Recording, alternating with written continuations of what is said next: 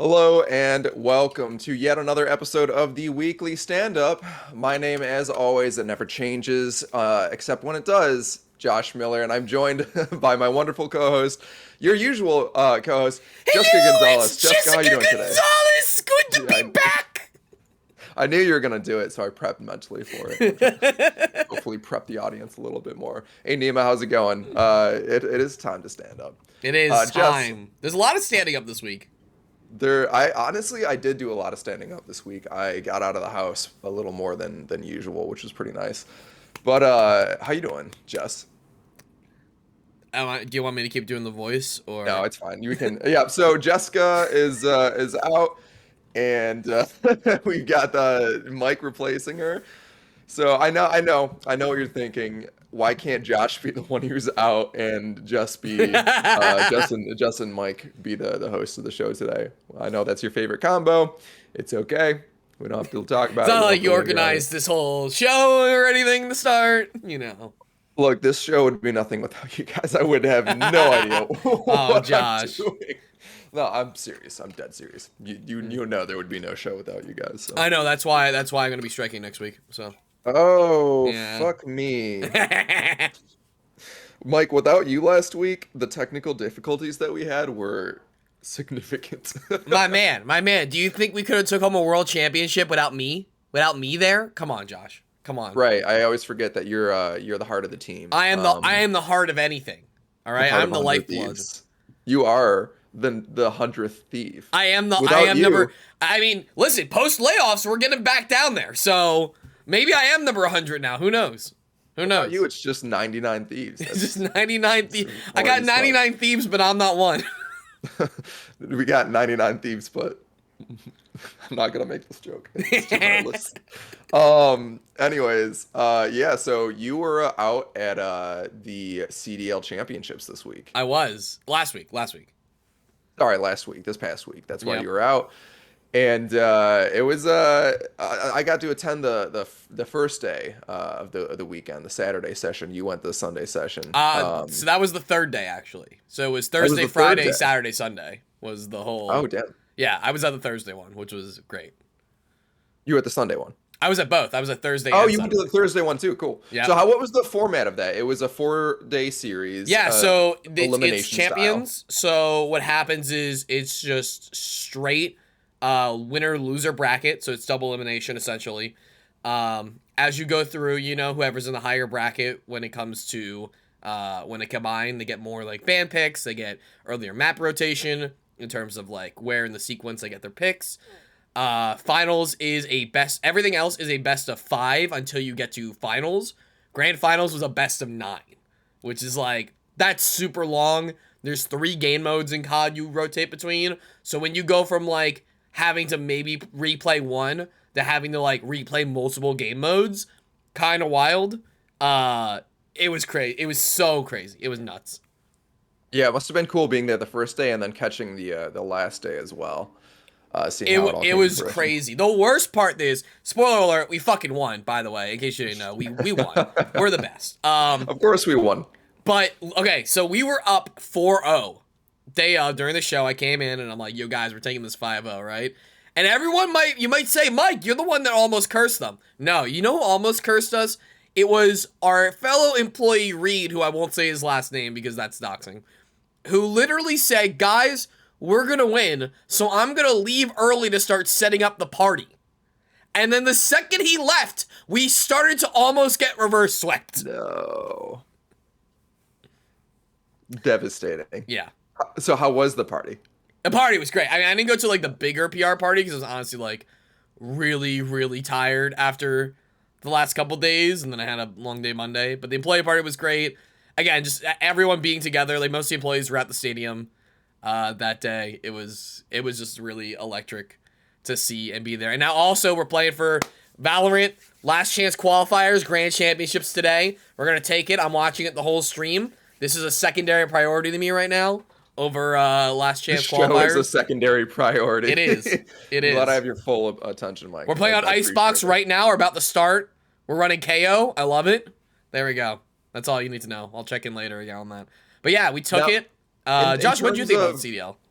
I thought it was really cool. It was hard. I will. So this was we talked about me and Jess talked about it a little bit last week. Mm. It was my first in-person event like that. Mine I've too. worked on I like done edited pieces for the CDL and the Overwatch League, and I've gotten to like edit pieces where I use footage from those big tournaments, and I was always like, man, it would be so cool to be at one of these things.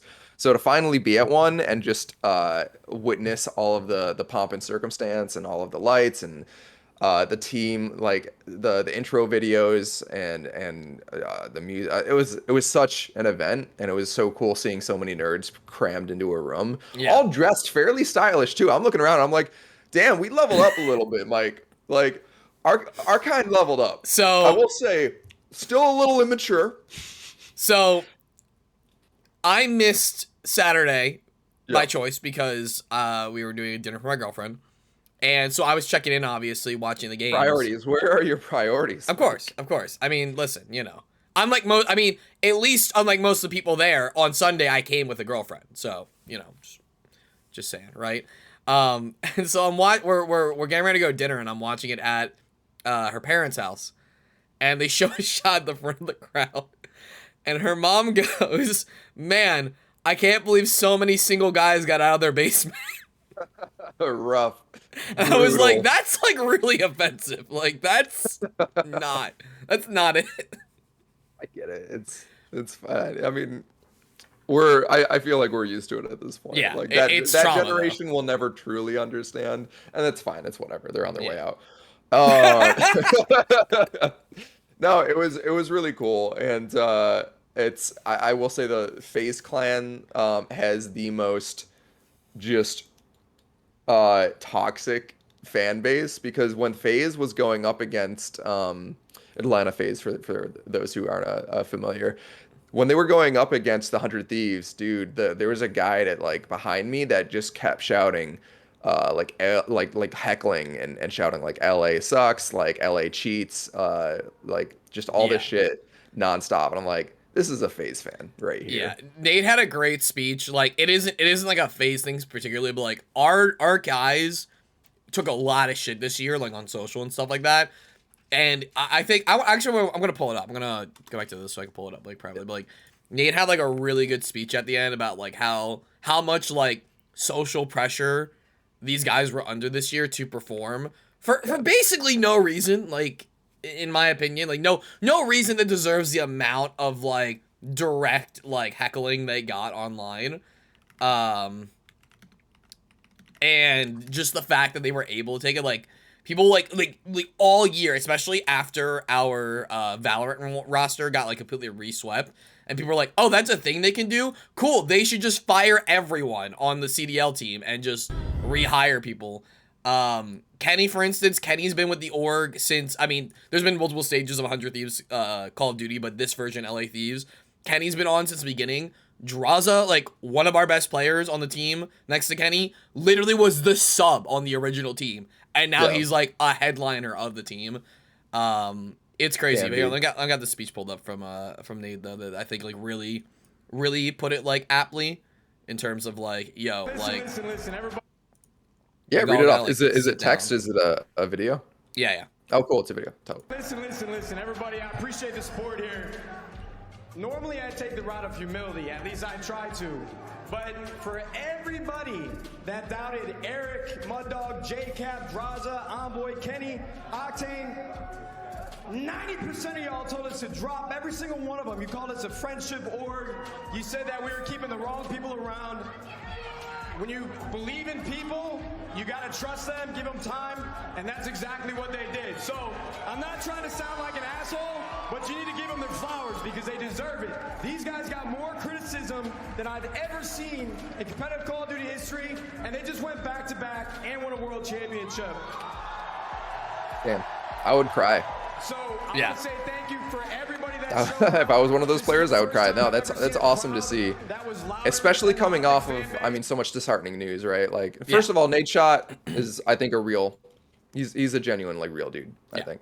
And coming off of the layoffs, winning something like this, I think is the win that your organization. I will say, us employees as a company, we really needed this. We really, like, just emotionally, like, this is nothing, like, against, like, the company anyway. We're not, like, this is not, like, me be like, yeah, like it's been really hard working at 100 Thieves. No, but like just like with the waves that the last couple weeks have been, we really needed this upper. Like it was very much like a wave of like calm and like just genuine passion just washed over everyone there. It was so fucking like nice to experience. Yeah, and it goes back to 100 Thieves origins. You know, Nadeshot got a start, if I'm not incorrect on this. Didn't he get a start in Call of Duty? Yeah, he's a big Call of Duty guy. That's basically his whole thing. He used to run with Optic Gaming, which is like one of the other like biggest teams. We had to beat them to get through everything to win out. It's, you know, it's a huge like story that it's like I don't know, because I'm not a big Call of Duty MLG guy. I don't know if Nate actually ever won a Worlds himself. So like this would be like his first title. Like even though he's as owner, like this would be his first win, if I'm not mistaken. I could totally be wrong, because Optic has been a very dominant team in the space for years. So if they, but he was like off and on with them. So I'm just, yeah. The thing is, he was off and on as like a player or like a creator. So I don't know if he actually like had a title with them. But yeah, I mean, like, you know, and you also got Jack, obviously, as a co-owner of 100 Thieves. You got Courage. Like, he's such a huge fake. Like, I felt bad. Like, here's the thing. Like, I agree. I am not met, like, again, I have no problem with the players. Like, I've actually encountered a couple of them now through my course of my work. The guys who play for FaZe, the athletes, they're awesome. They are so cool. They're very nice people.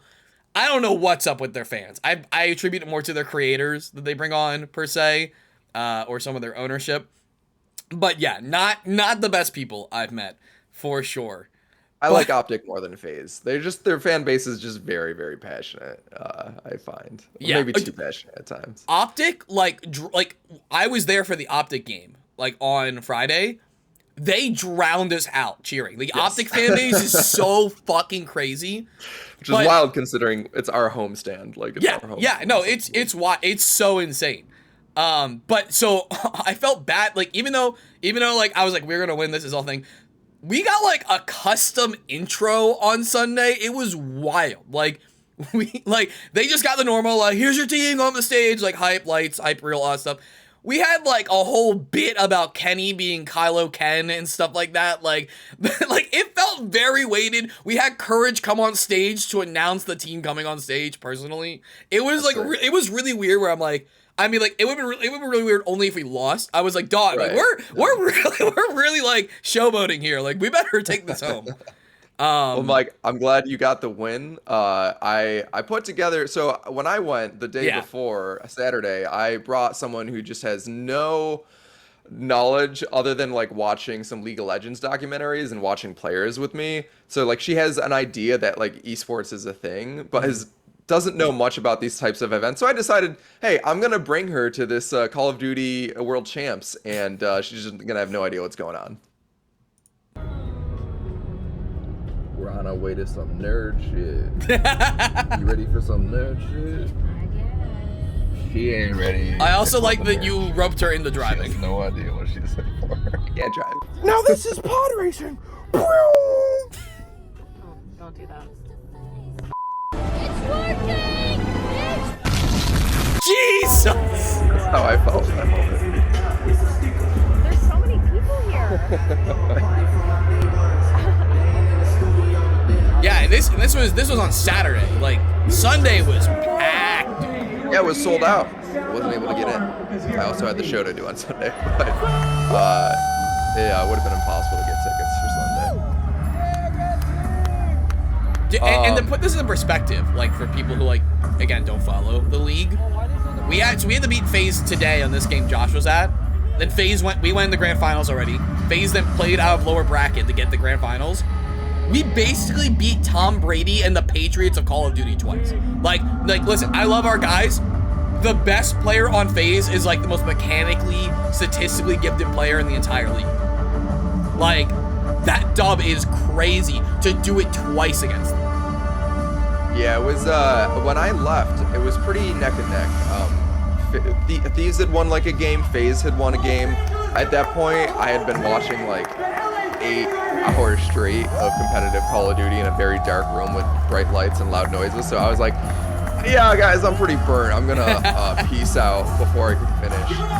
But that and the fact that there was a, like, not to throw shade at my former organization, but if Activision Blizzard could get their tournament shit together, that would be great, because there was like an hour and a half delay mid-tournament. Yeah, technical difficulties, like something with the sound.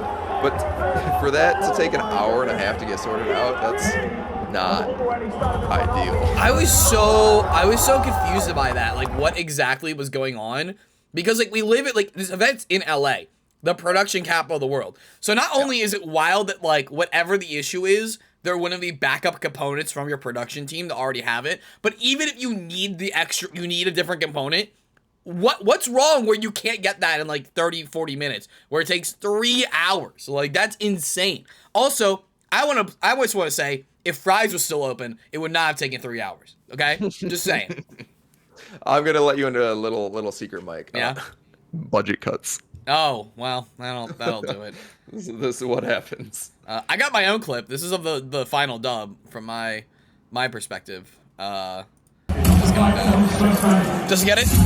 Yes. Let's check it out. It's so Too much. One more.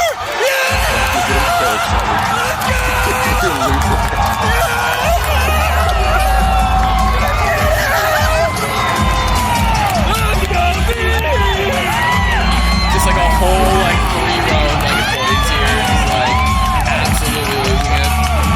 Champion! Let's go! We should have queued up your video where you were interviewing fans. Oh, I can do that. Yeah, I can. Hold on, I got that. I loved seeing interview Mike. Oh, here's me with the trophies, by the way. Hey, I saw that. That was pretty Back tight. to back, Major 4 in New York, right into Worlds. Absolutely nutty. Absolutely insane. It was cool. It's the gameplay is so fast that, like, you know, if you play Call of Duty, wait, I gotta pitch you my idea for the new trophy case. Karis reminded me. So this trophy, as you can see, fucking huge, dude. Absolutely monstrous. Too big for any of our cases, because we have, like, obviously a bunch of trophies at this point. Yeah. We're pretty cracked. Yeah. No, humble. So I suggested knock out all the podiums. It's kind of like when you walk into the facility, there's a whole like bunch of podiums kind of like in the center of like a wider walkway, so you can like weave between them and see them as you come in. Get rid of them all. Giant fish tank with all the trophies inside, piranhas, RGB lights, and 100 Thieves pirates floating on top.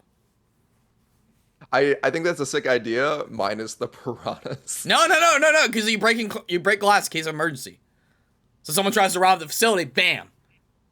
Piranha. What the fuck are piranhas gonna do, Mike? They're gonna. They try to steal a trophy, bam, get your hand bit. You know. I'm gonna be frank with you. Most piranhas are not actually super aggressive. No. Well, we could change that. Unless they're like very hungry. What if they were MLG piranhas?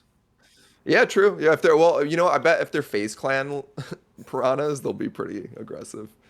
Or Optic piranhas. Optic. But yo, I like to announce our piranhas. newest member. Actually, that'd be a Optic fire name. That'd be a fire piranhas. gamer tag. Optic Piranha. That'd be kind of good. If I was an esports like League of Legends pro, I've already decided that my tournament name is gonna be Webbread.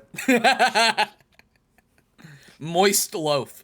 Moist Loaf. All right, let's see this interview bit. I want to see interview Mike on, because you're an We are expert at I gotta COD be Champs honest. 2022 Thank Grand Finals Day, and to celebrate LA Thieves making it to the finals, we're gonna find I some edited LA this Thieves whole thing fans. myself. We're gonna You have can 5 press trivia my questions. If they can answer 4 correct, Oh, it's we're good. gonna hook them up with some merch from the booth. Let's get it. Question number 1: when was LA Thieves founded? 2021. What 2 players have been in the org since it's founded? Draza. So I was gonna do a bunch of these. I want to say And- Kenny. That is I correct. didn't It is Draza and expect Getty. how Who did sold out LA merch Thieves was beat gonna to be win on Major 4? finals. So I New figured York everyone Subliners. who was sold out, who was going, already had their Thieves merch. They were going. I guess not. Who won the so I LA only got Thieves to with really the do this highest one. KD going into Grand Finals for this when individual I watched event? this originally, I told Mike that I wanna thought say this was for Octane. 100 It is Thieves, like Octane. the You are official correct. giveaway. And finally, Because you're Get just this right. you're You lock honestly, it in. you're so That was what $150 is on the my own slogan? pocket. Run it up. Or which also #WeThieves. respect to that, doing it for your channel. Absolutely, my man. Let's But get you some merch it's downstairs, okay? good shit. 100 Thieves needs to let you do I'll stuff never like this live when it you go to down a though. fan I events. fucked up this text layer, and this one's like shifted left for some reason, and I hate it, and I cannot Oh, I see that now. unsee it. Downstairs, okay? Look, it's style. No, Mike. It's a stylistic stylized. choice. It's a stylistic choice. As long as you can get away with anything if you just say it's a stylistic choice. Exactly. I've done that. I've honestly done that at G4 multiple times. Like, it's a stylism choice. Or one time, the finishing editor, or like one of the senior editors, was like, "Hey, like, why is this graphic like this?" And I was like, "It's a stipulation by Riot. Nothing I can do about it. It's for LCS. Like, we can't." That's awesome. That's so funny. Yeah. Yeah, no, it was a really cool event, and I hope that 100 Thieves social team sees your video and is like, let's get this guy on more I know some giveaways. producers saw it. I don't know what they can do, but you know, they're just producers. But Did they like reach out to you about it? Were they like, no, yeah, they it was just really good? interacted with it. They followed me on Twitter because I work with them, you know. Yep. I should probably follow my coworkers on Twitter. Yeah, But probably here's the good thing. idea. Here's the thing. I don't want a lot of my coworkers to see the shit I posted on Q4. I'll get in. If I say anything, I will be in big trouble. I bet you can at least get away with like having Frost follow you, you know? Oh, Frost for sure. Yeah. I follow Frost. Frost doesn't. I don't think she knows. But who does I am, Frost so follow you? She's That's not. what I'm saying. Follow me back. No, no, she does not. Let's see. So speaking of toxic individuals, FaZe Clan in particular, I got blocked by NickMercs from FaZe Clan. Do you have a screenshot of this? I was surprised I didn't have a screenshot. What screenshot? Did you have a screenshot of your block or no? I can share my screen. No, it won't yeah. work. Don't do it. Don't do it. Okay, all right. Yeah, it says you are unable to view this tweet because this account owner limits who can view their tweets, so I've been blocked. It doesn't look like that for me. And this is all because, all right, for some context, NickMercs from FaZe Clan announced in retaliation, so recently TwitchCon got a lot of flack because they were doing a maskless event for this year's TwitchCon. After tickets are sold. What's that? After tickets are sold, you know. After tickets are already sold, so a lot of people who had already bought their tickets felt really hurt by the fact that, like, oh, you know, bought my tickets, you're not doing refunds, and I don't want to go to this event anymore because it's a maskless, unsafe event. And they did a full 180. They announced that, you know what, that we are gonna mandate that masks are required in the facility. So that's a W. That's a win on TwitchCon's part. Also, proof of vaccination or negative test, which wasn't being asked for before. All good things. In response to this, a bunch of people from FaZe responded with like L's, massive L. And then they soon after announced that they were running their own event concurrent with when TwitchCon is running in San Diego, which they made a point to highlight: no masks required, no vaccinations proof required. And it's clear this is a very reactionary thing. Yeah. It's really shitty behavior, you know. Jess and I touched on the last episode that there are a lot of people in the gaming demographic who are, you know, homebodies, maybe immunocompromised. A lot of people in the Twitch community, you know, like events like TwitchCon are chances to like meet up with other people who share like-minded interests in person. And they're also really important when it comes to like business networking, like not just like social networking or collab networking, but like brands, you know? Yeah. So it's important to foster like a safe environment for that kind of stuff. And for FaZe to make a statement like this and to do this, it's just really shitty behavior. Not unsurprising because FaZe is known for pretty shitty behavior. Recently, their social media team thought it would be a good idea to really like post an incredibly misogynistic tweet about essentially sleeping with like who would you take home, and posted a picture of their all female team. I mean, listen, just look at FaZe Banks, right? Yeah. Look at the fact that they like very like not secretly are like tight with Keemstar. Like that's all the red flags you need, you know? It's not it's not that hard to find the red flags. Isn't there another member of their organization that like had a big part in platforming Andrew Tate? I mean, I'm sure there is. I don't know. I don't really follow FaZe Clan shenanigans, and I'm really over like Andrew Tate shit. Like if it's not actually people deconstructing that whole situation, which I don't even want to get into right now, I don't really care. You know, I don't know. Maybe I don't know if Aiden Ross is affiliated. If that's who you're thinking of, but that is who I'm thinking of. Is he a FaZe Clan? I don't know if he is. Let's see, Aiden Ross. I feel like he's not. If he is, he's just like a creator. But I don't know, and I don't care. I mean, he's an L Lord. I feel that. So. Yeah, my thing with this, listen, I'm on the same page as you and just like kind of like to dive into a little more where it's like, I don't care if you're having an event that doesn't require vaccinations and stuff like that. Not TwitchCon, because again, it was billed as like, you know, being a safer event beforehand.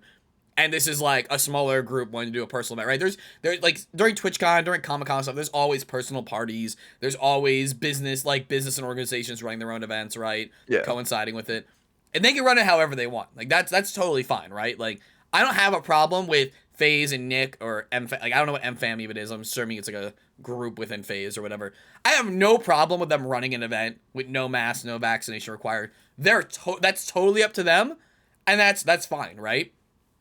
It's the fact that like this is, like you said, billed as a reactionary pivot. I'm honestly pretty sure they were already gonna run this event. There's no way they could have like put it together this fast, right? And like get it together in the time frame. Unless it turns out being a flop. I'm sure FaZe and them were already planning an event alongside TwitchCon, like everyone else does. And now they're just, like, using this as a way to, like, market and pimp that event, you know? But it's the fact that, like, it is, like you said, it's a reactionary take. It's trying to dunk on what is a safe action. Like, people in the comments on the Twitch being like, oh, what about, no, I can't choose whether I wear a mask or not. It's like, dog, okay? If no vaccination test and no mask is the baseline, people who are immunocompromised don't get a choice, a real choice.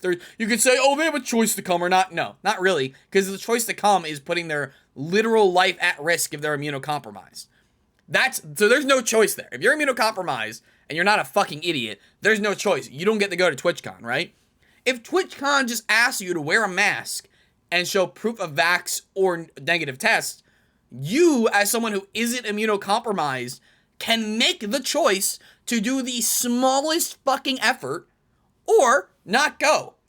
If you choose to go, you won't just die, unlike the immunocompromised creators and stuff like that.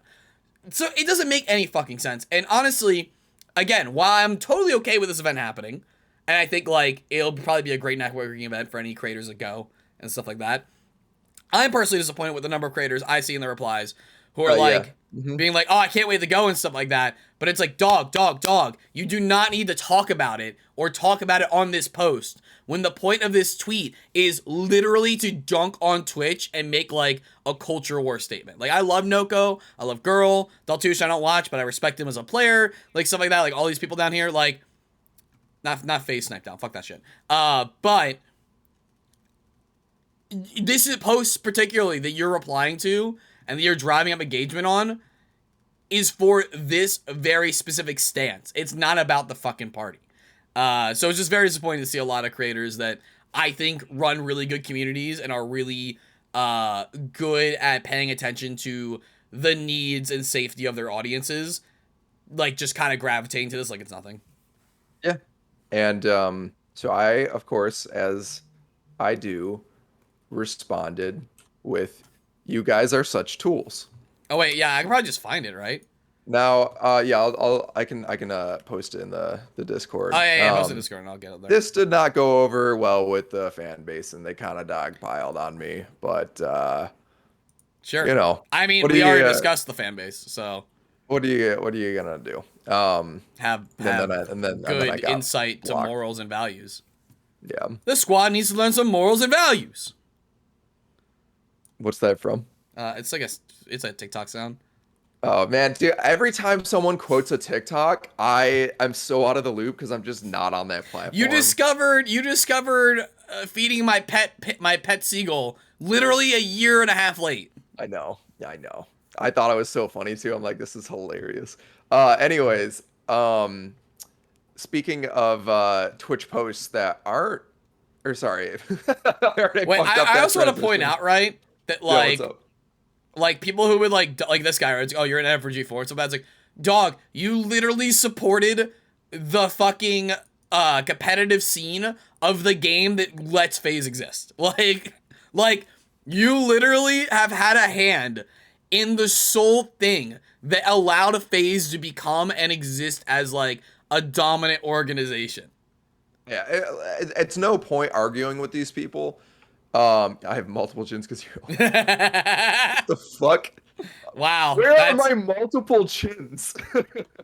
that's a real L-Lord statement right there. Having multiple chins, damn, Fuck damn. this. What a Twitter post recently that was not a massive L that I'm absolutely beyond shocked that I agree with. Because I'm gonna be honest, I never thought Jake Paul was ever gonna say something that I'd be like, oh wow, he brings up a really good point. I never thought that Jake Paul would make a pro-labor stance and statement. But yeah, recently Jake Paul tweeted out that in response to Dana White from UFC, GQ magazine asked about concerns over low fighter pay. UFC, for those that aren't familiar, like very commonly known for having extremely low fighter wages, especially in regards to like, all of the injuries and the short career span that like a lot of the fighters have, right? Because they're constantly putting their body in harm's way. And just the medical support in general, right? Like The just medical like support. whether that's healthcare or whether that's like actual like resources on site and stuff. So these guys are, they've got short careers because their bodies are taking a beating in the ring, and they're just not making enough money to sustain themselves nor pay for those medical bills. Not to bring up Andrew Tate again, but the only good take he's ever had is the same thing where he brought up like the reason he left UFC, because he got to start as a UFC fighter. It's not how he found fame and infamy. He kind of sucked, to be honest. He was a shitty fighter, but he brought up the low pay, and that's why he left and started his whole bullshit career. But yeah, Jake Paul pointed this out, and anytime, no matter like, regardless of your thoughts on Jake Paul, I think he's a pretty shitty human being overall. Someone using their platform for something like this, like I have to commend it. Like he's got an extremely impressionable audience, extremely massive audience. So bringing attention to something like this does good. Yeah, I mean, it's I don't say it's like a good take because it's like the obvious take. It's the correct take, which is great. It's just also you have to remember Jake Paul is and in a good way. I think from the business perspective, what he's doing with like creator fights and like creating an alt fighting scene among like it's like a spectator sport and not necessarily like the traditional athletic competition that the UFC prizes stuff on is really good for a lot of people and for a lot of like things in the scene. But it's really easy to tweet the correct take when tweeting that correct take dunks on your competition.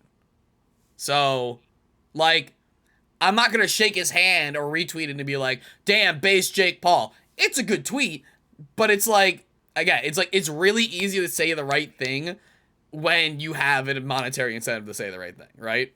Sure. No, that's a fair counterpoint for sure. I view this as it's a win. I mean, it's a win. It is. This is the only thing I'll probably ever agree with Jake on. Because overall, again, he's just like not the greatest person. Yeah. In fact, I think his brother Logan Paul, who I also don't like, is like a better human being than Jake. I think Logan's actually had kind of a redemption arc recently, but I also don't really follow these guys that much. Josh, have you heard about Dink Doink? Oh, Dink Doink. Yeah, dude, I lost all of my money in Dink Doink. Oh, no! I'm kidding. Dude, no, I'm Mike, sorry. I would not. Do you think I would invest in fucking a Paul coin? Of course. Wait, you're lying to me now? Wow. Crazy. Yeah. So ultimately, I think this is indicative of the fact that the labor movement is just again picking up steam. This is probably not a story that would pick up traction, if not for all of the events in the last year with the Amazon Union, Starbucks, just labor in general. It's good to see. Yeah. I also think like, something to talk about here and while the fighters deserve so much more, right? Like, I think it's a little generous to phrase it the way you're putting it, right? When like this tweet is specifically about like pay your fighters more, which from his perspective is pay your creators more. It doesn't talk about how they undercut their camera crews, how it undercuts their production crews, their budgets, and their efforts to turn around these giant productions. The fact that they frequently like sell out to very like scrupulous groups, It's like you're right, you would hope that what he means is, the entire production of UFC and the fact that it's very underfunded and very overworked. But that's not even what it is, and that's why I'm also not willing to give him so much credit on this, because he's just really talking about it from the perspective of the talent, which is, again, his market personally. Yeah, no, I would agree with that. I'm sure he's not talking about the under the line crew, you know, the production staff. And I would never really say be... Jake Paul, workers right advocate, you know. Yeah, no, that's a good point. And I wouldn't put it past him that Jake is probably one of the guys who undercuts a lot of his production staff. He kind of strikes me as that kind of guy, like someone at G4 I know. Whoa! Anyways. Jesus. In lighter news, last week Jess and I discussed a game that was making big headlines. You ever just lose momentum mid-sentence, Mike? Oh my god. It's just one of those days. Let me restart that one. All right. Last week, Jess and I discussed a game that was doing big boom booms in the gaming community. It was. It's rewind time. The Stray, the cat walking simulator. This week we have a new game making big boom booms. What is this? I barely even understood why we're talking about this one. And you picked it. And you can't even make a concrete transition or explanation on why we are discussing a fucking gun squirrel game. Okay? Now, running around as a cat, just being a cat, is pretty cool. But what about running around as a squirrel with a gun, robbing people, and just being a menace in society? That's pretty tight, am I right? Is this Over the Hedge? This is, yeah, Over the Hedge too. Nice. Scroll down so we can see the squirrel with the Uzi. He's got an Uzi.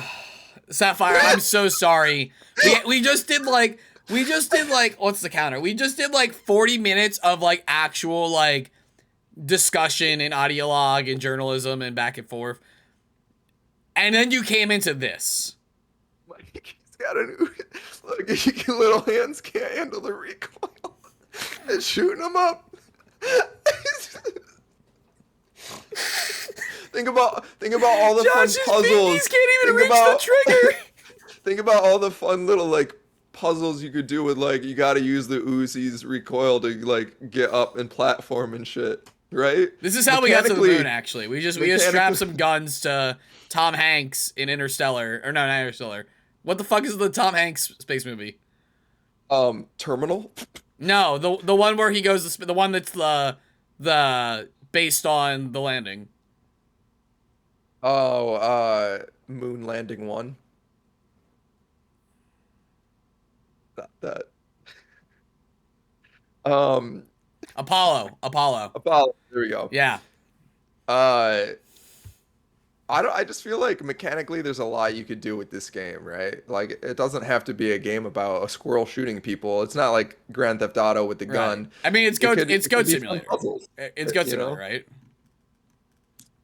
Hmm? It's basically just Goat Simulator. That's yeah. It's basically Goat Simulator. But like with the squirrel and a gun, I don't know. Sure. We can move on. It's fine. Speaking of awful video games, Hogwarts Whoa, Legacy. All right, no. Delayed. I'm not gonna stand for that. Hogwarts Legacy looks sick. Yeah, it looks and awesome. It puts money into transphobes, so we don't stand. I absolutely do stand. And the game was directed primarily by an alt-right director. No, that's not okay, Mike. Oh, that is just factually false. There was a low-level designer who in the headlines for some reason people like the press said he was like the director. He wasn't, and they let him go very soon after. So he had. Then I blame the press for not fact-checking them. Yeah. I expect hard-hitting journalism out of Kotaku, Josh. Kotaku used to do some pretty good journalism way back. They did. They really did. In the early days. Not in the time of Hogwarts Legacy, but they did. Yeah. Jason Schreier came from Kotaku, right? Jason Schreier was the only reason I was still reading Kotaku. Yeah. So yeah, we don't have to get into the do you support or not this Oh, game because you because literally of- sent me an article with like 3 paragraphs about that, so I thought that was the slant here. Oh, no. So yeah, I mean, like, I just wanted to talk about the fact that it was delayed. But we can get into it a little bit. We've talked about it before, like Jess and I have talked about Hogwarts in particular, being a case of like, do you separate the art from the artist? Because by not like playing this game strictly as a form of protest against J.K. Rowling's, oh, I almost called her J.R. Tolkien. The infamous creator of the Harry Potter Oh, yes, universe. everyone knows. Thank you, Sapphire. Yeah. I also thought my hair looked great today. I don't know why I can't just get it to look good every day. It does. Your hair looks fire today. Yesterday Especially it with looked the fucking jersey. dog shit, and I actually had to go out yesterday, so... I woke up this morning and I literally just hopped in this chair and I looked like... Yeah, basically me. I did 3 combs. I'm good. You look good. I You're wish good-looking this guy, was my Mike. everyday, you know? So yeah, Jess and I discussed like separating the art from the artist. The fact that like by punishing the people who worked on this game, who are passionate about, like the art that they're creating and the Harry Potter universe, which in my opinion has mostly been co-opted by the fans at this point. Like I truly don't believe that it belongs to I almost said it again. I almost said Tolkien again. Rawlings. Does she get like some monetary percentage from the sales of this? Yeah, but she's already rich. Like it's inconsequential to her. The people who stand to benefit from this the most are the people who worked on this game and who are fans of Harry Potter and the devs. So that's just where I stand. Am I going to fault anyone who does protest this game and doesn't buy it? No, absolutely not. It's totally understandable. I just want to support my homies because I'm friends with multiple people who are staff on this game. No, I would like to apologize. I thought that was the slant bit we were going into because, again, 3 paragraphs of it out of the 4-paragraph article. I mean, yeah, that is the slant that most of the press is run with. Right, but when And, you send me the article and say this is our reference, I assume that's the tone we're going for. No, it's all good. And look, if that's what you believe. No, I mean I'm very conflicted about it as well, right? Yeah. Where it's like, on one hand, like you said, it's like I was the same way about not anymore specifically because he's been a real monster. But oh shoot, who's the dude who married his stepdaughter? Comedian. Oh yeah. Wait, you're talking about Elon Musk's father? No, I don't know about that. No, the guy has all the films where he stars as himself, basically. Who's like a huge like issue point sexually. Wait, who is What's this? His fucking name? Mary's stepdaughter. I know who you're talking about. Yeah, I don't remember. Oh, what's his fucking name? He is like, oh, come on. What's his name? Woody Allen. There we go. Oh, there we go. Yeah. I'd be like, yeah, you can enjoy it. Like before he got even worse, I was like, yeah, you can. I was always like, yeah, I mean, like Woody Allen sucks, but like you can enjoy his movies because his movies are the creation of like a huge team of people. It isn't like Tyler Perry, right? Where Tyler Perry, like at least those earlier works, has like a very huge stake in like every single piece he did. It's like Woody Allen, yeah, it's billed as that, but like he has a whole team that makes those movies work, from every creative level and production level. So like I wouldn't fault people for like liking it. This is a little bit different because as things have gone on, I feel like Rowling has only got even more aggressive in her stance in using her leverage for her beliefs. It's not like an issue of like she's personally going out and doing shitty things, but like we don't see it as much in America, but I have friends over in the UK, and the presence that her influence and wealth gets to have over there is a lot stronger. So that makes me, because I have that insight, I feel more conflicted about the issue as it stands.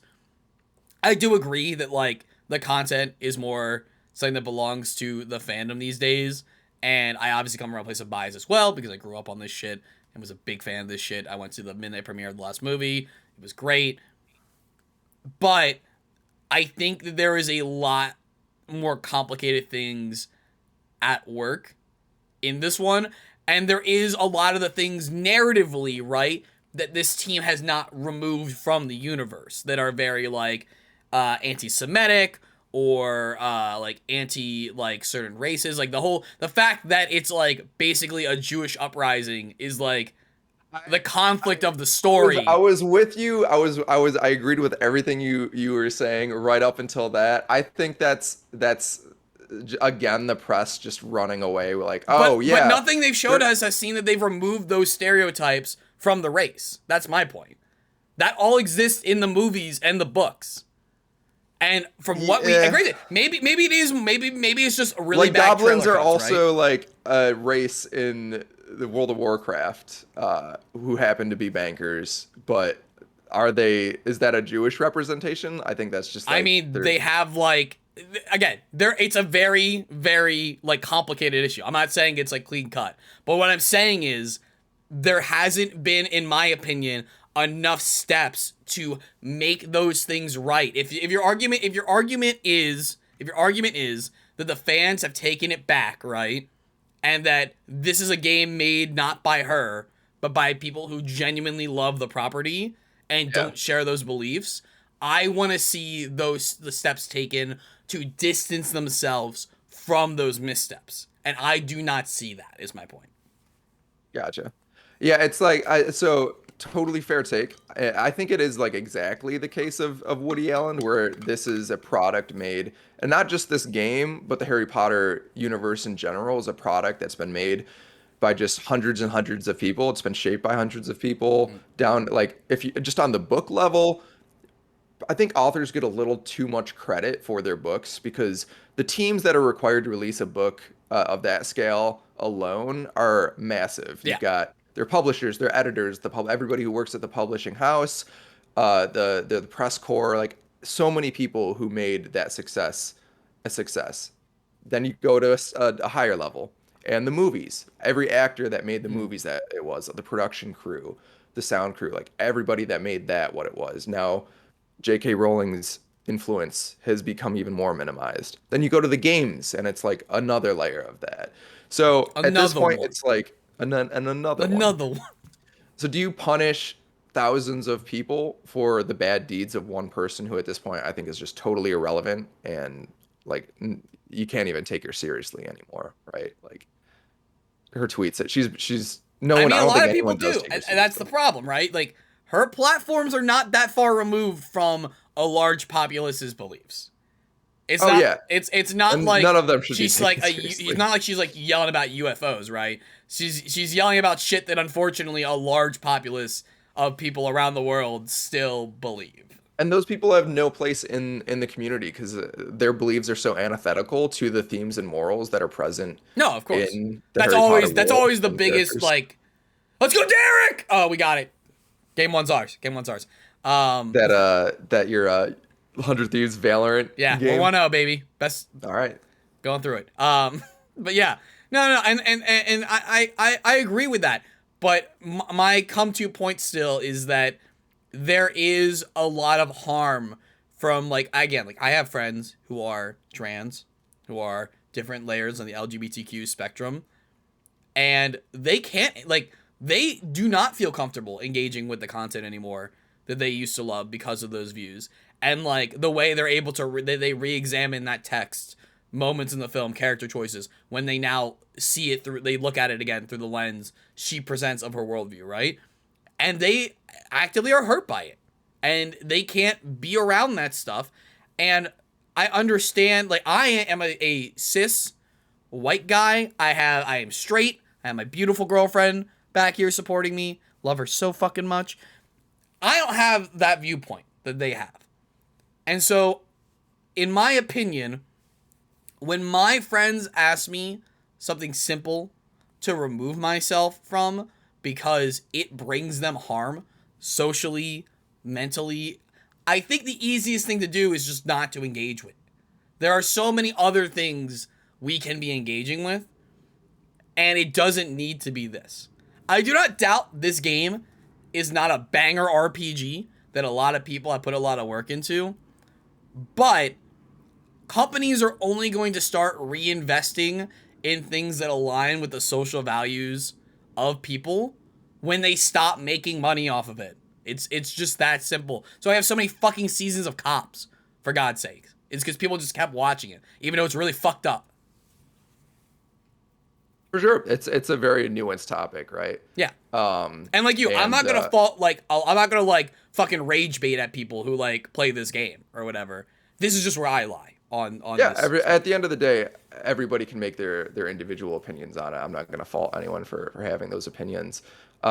Just like you, Mike, I have a lot of friends in the LGBTQ community, and their thoughts on it are as equally split as ours are. There are some people who are trans who are still going to play this game, who are still fans of the universe, and there are those who are absolutely hurt by everything that JK has said, and will not be able to put themselves in a position where they're supporting someone like that. So that's really the tragedy of this whole situation, right? Is it's divided the fan base that used to be so collectivized and so tightly knit, and so like very welcoming and stuff. Yeah. Yeah, and I would argue that they are still, like, the fan base and community itself, still very welcoming. You're very, very welcoming, but like there is a divide now, right? Where it's like almost it's the same coin, but it's two sides of the same coin, where you should just be like one big pool of people, you know?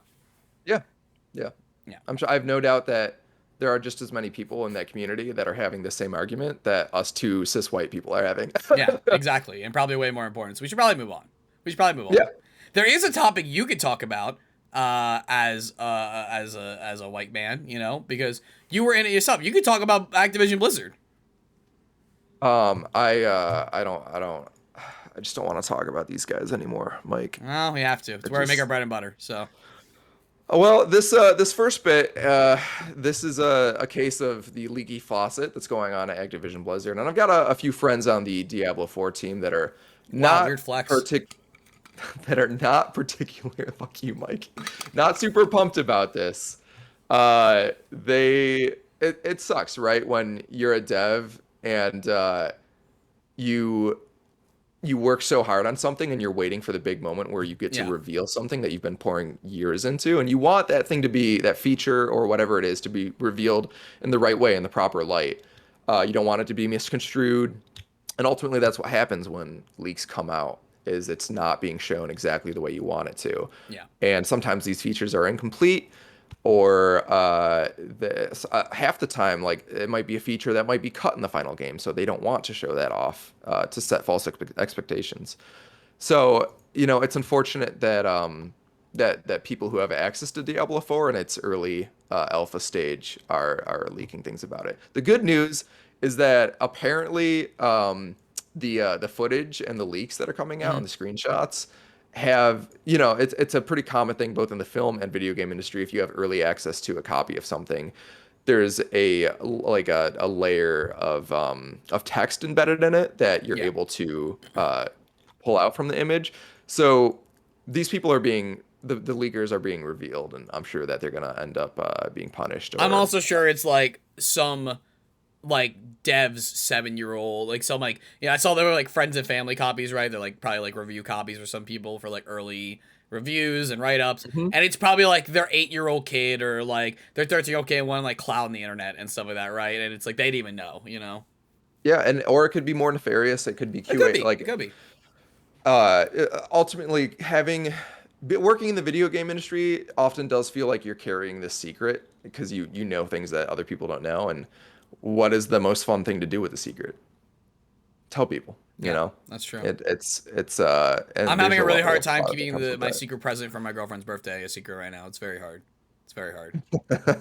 I tried to tell someone yesterday and they're like, "Oh, drunk me doesn't keep secrets." I'm like, "Well, I can't tell you. That sucks." It's tough. It's hard. When you have knowledge like that, it's I get it. When I worked on Destiny 2, I wanted to tell everybody in the world. Hey, how does she feel about that, Mike? She has no words. But it's ultimately pretty inexcusable. Yeah. And this is also one of those things that sets back like the video game industry. You know this. I don't know how much like viewers necessarily know this, but the video game industry is like out of like stretches of media, right? Film, television, games, books, you know, all that stuff. game production is like of content and concept is some of the most like locked down NDA shit of all time.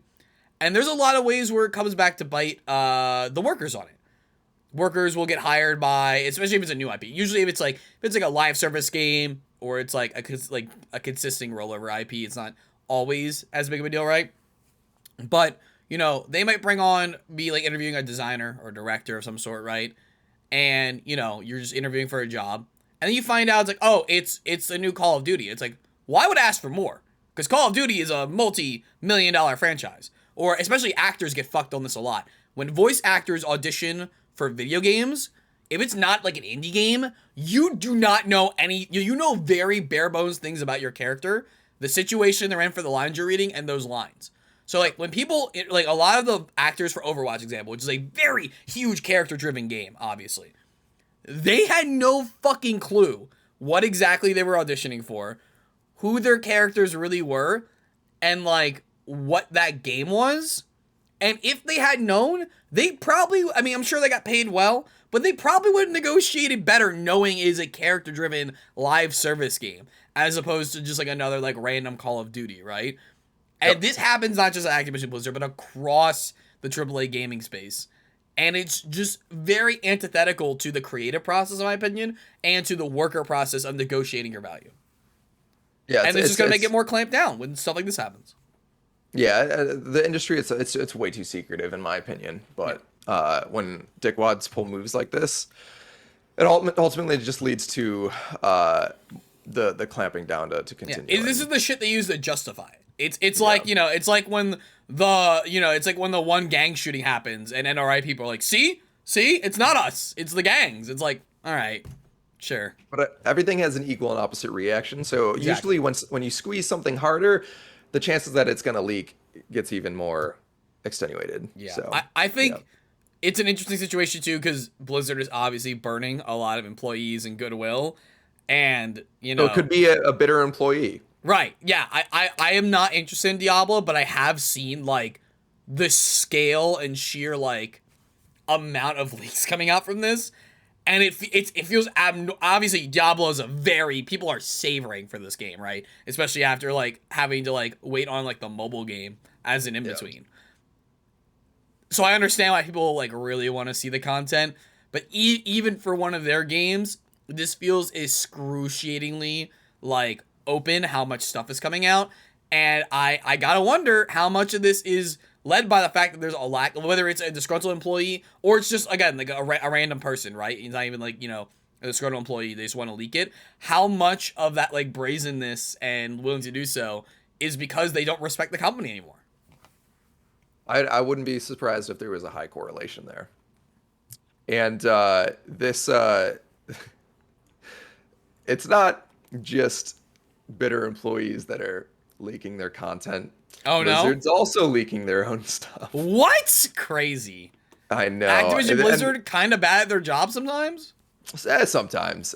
This is a result of the recent court hearings that are going on with the unionization efforts that are occurring at the Vicarious Visions / Blizzard, formerly Vicarious Visions, now Blizzard Albany office. The QA department is trying to unionize over there in the same way that Raven, the QA, recently cast their ballots.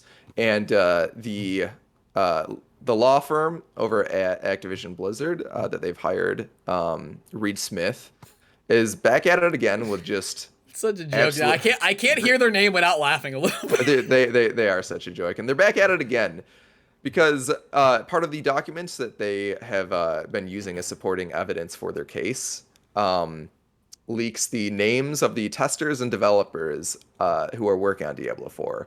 So they essentially doxed these devs, and when you've got people online as toxic as some gamers can be, Face Clan,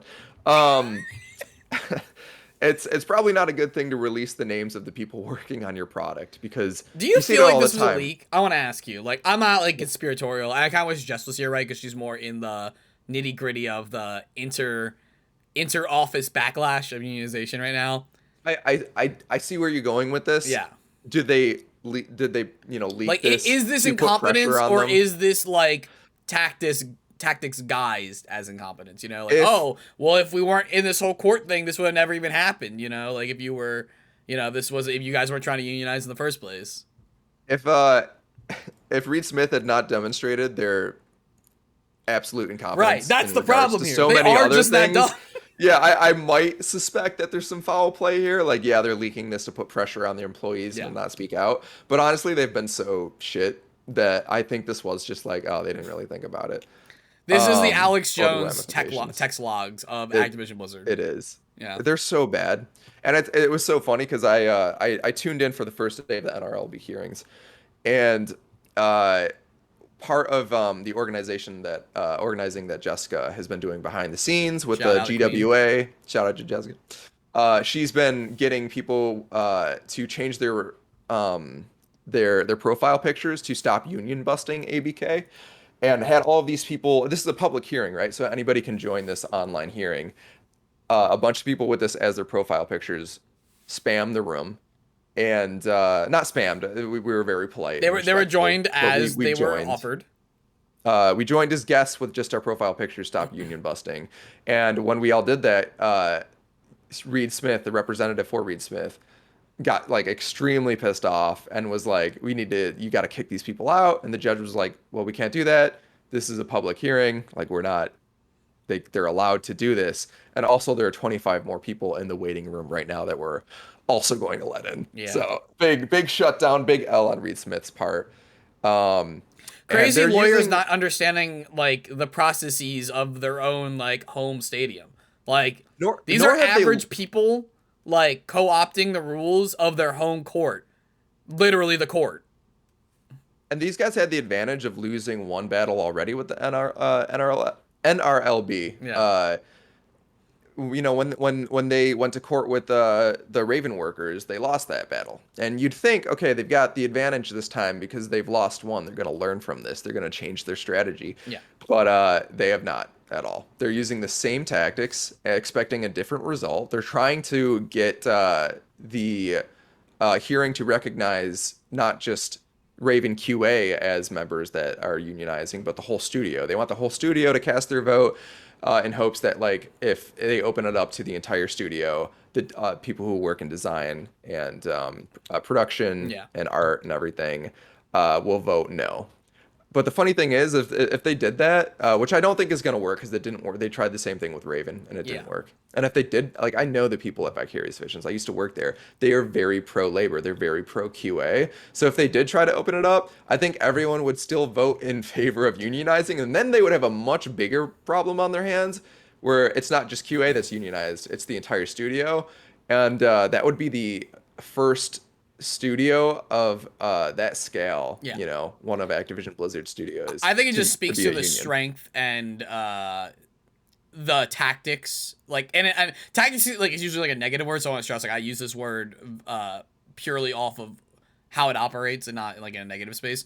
But this just speaks to like the strength of the worker unionization effort and the worker like labor practices between the employees at the time and working towards these goals together, where they literally are like, it's such a failed effort to actually stop this union that we actually need to bring in more people and pray to God we can convert them. Like, I think they just think we're dumb. I think they think that the labor I is think they just want a stupid, paycheck. and I think Reed Smith they're just taking the paycheck. also true. I have no doubt that they reached out to Blizzard and they're like, I know we failed you on the last one, but we have this new strat. Just give us lots of money. We're going to 4-stack on A. It's going to be great. Oh, shit, they went B. Fuck. Oh, my God. They did the same thing. Who could have expected that? Guys, they got to go A this round, right? They have to go A. They can't go B every round. They picked rock every round, so I'm going to go... You know, I'm going to go scissors. I'm feeling scissors on this one. Yeah. Speaking of labor organizing and rights, I am proud to promote and present the very first field piece that the weekly stand-up has done. I've been wanting to do something like this for a while. Yeah, this has been one of your dreams going into this project for sure. And not specifically like this, but I just want to do more. Specifically this. No, this. Yeah, this is specifically. All right, yeah, specifically this. So for those that aren't aware, right now there for the last 6 months there has been a stripper picket line outside of a strip club in North Hollywood. Los Angeles, and they are getting a lot of traction currently, a lot of press because of their it's honestly it's a really kind of fucked up situation because they're not even asking for more money. You'd think like why is this happening? Like are they asking for their ask is so bare minimum. What happened was 2 employees got fired because they had problematic customers, and they went to their management, or they went straight to security and were like, deal with this.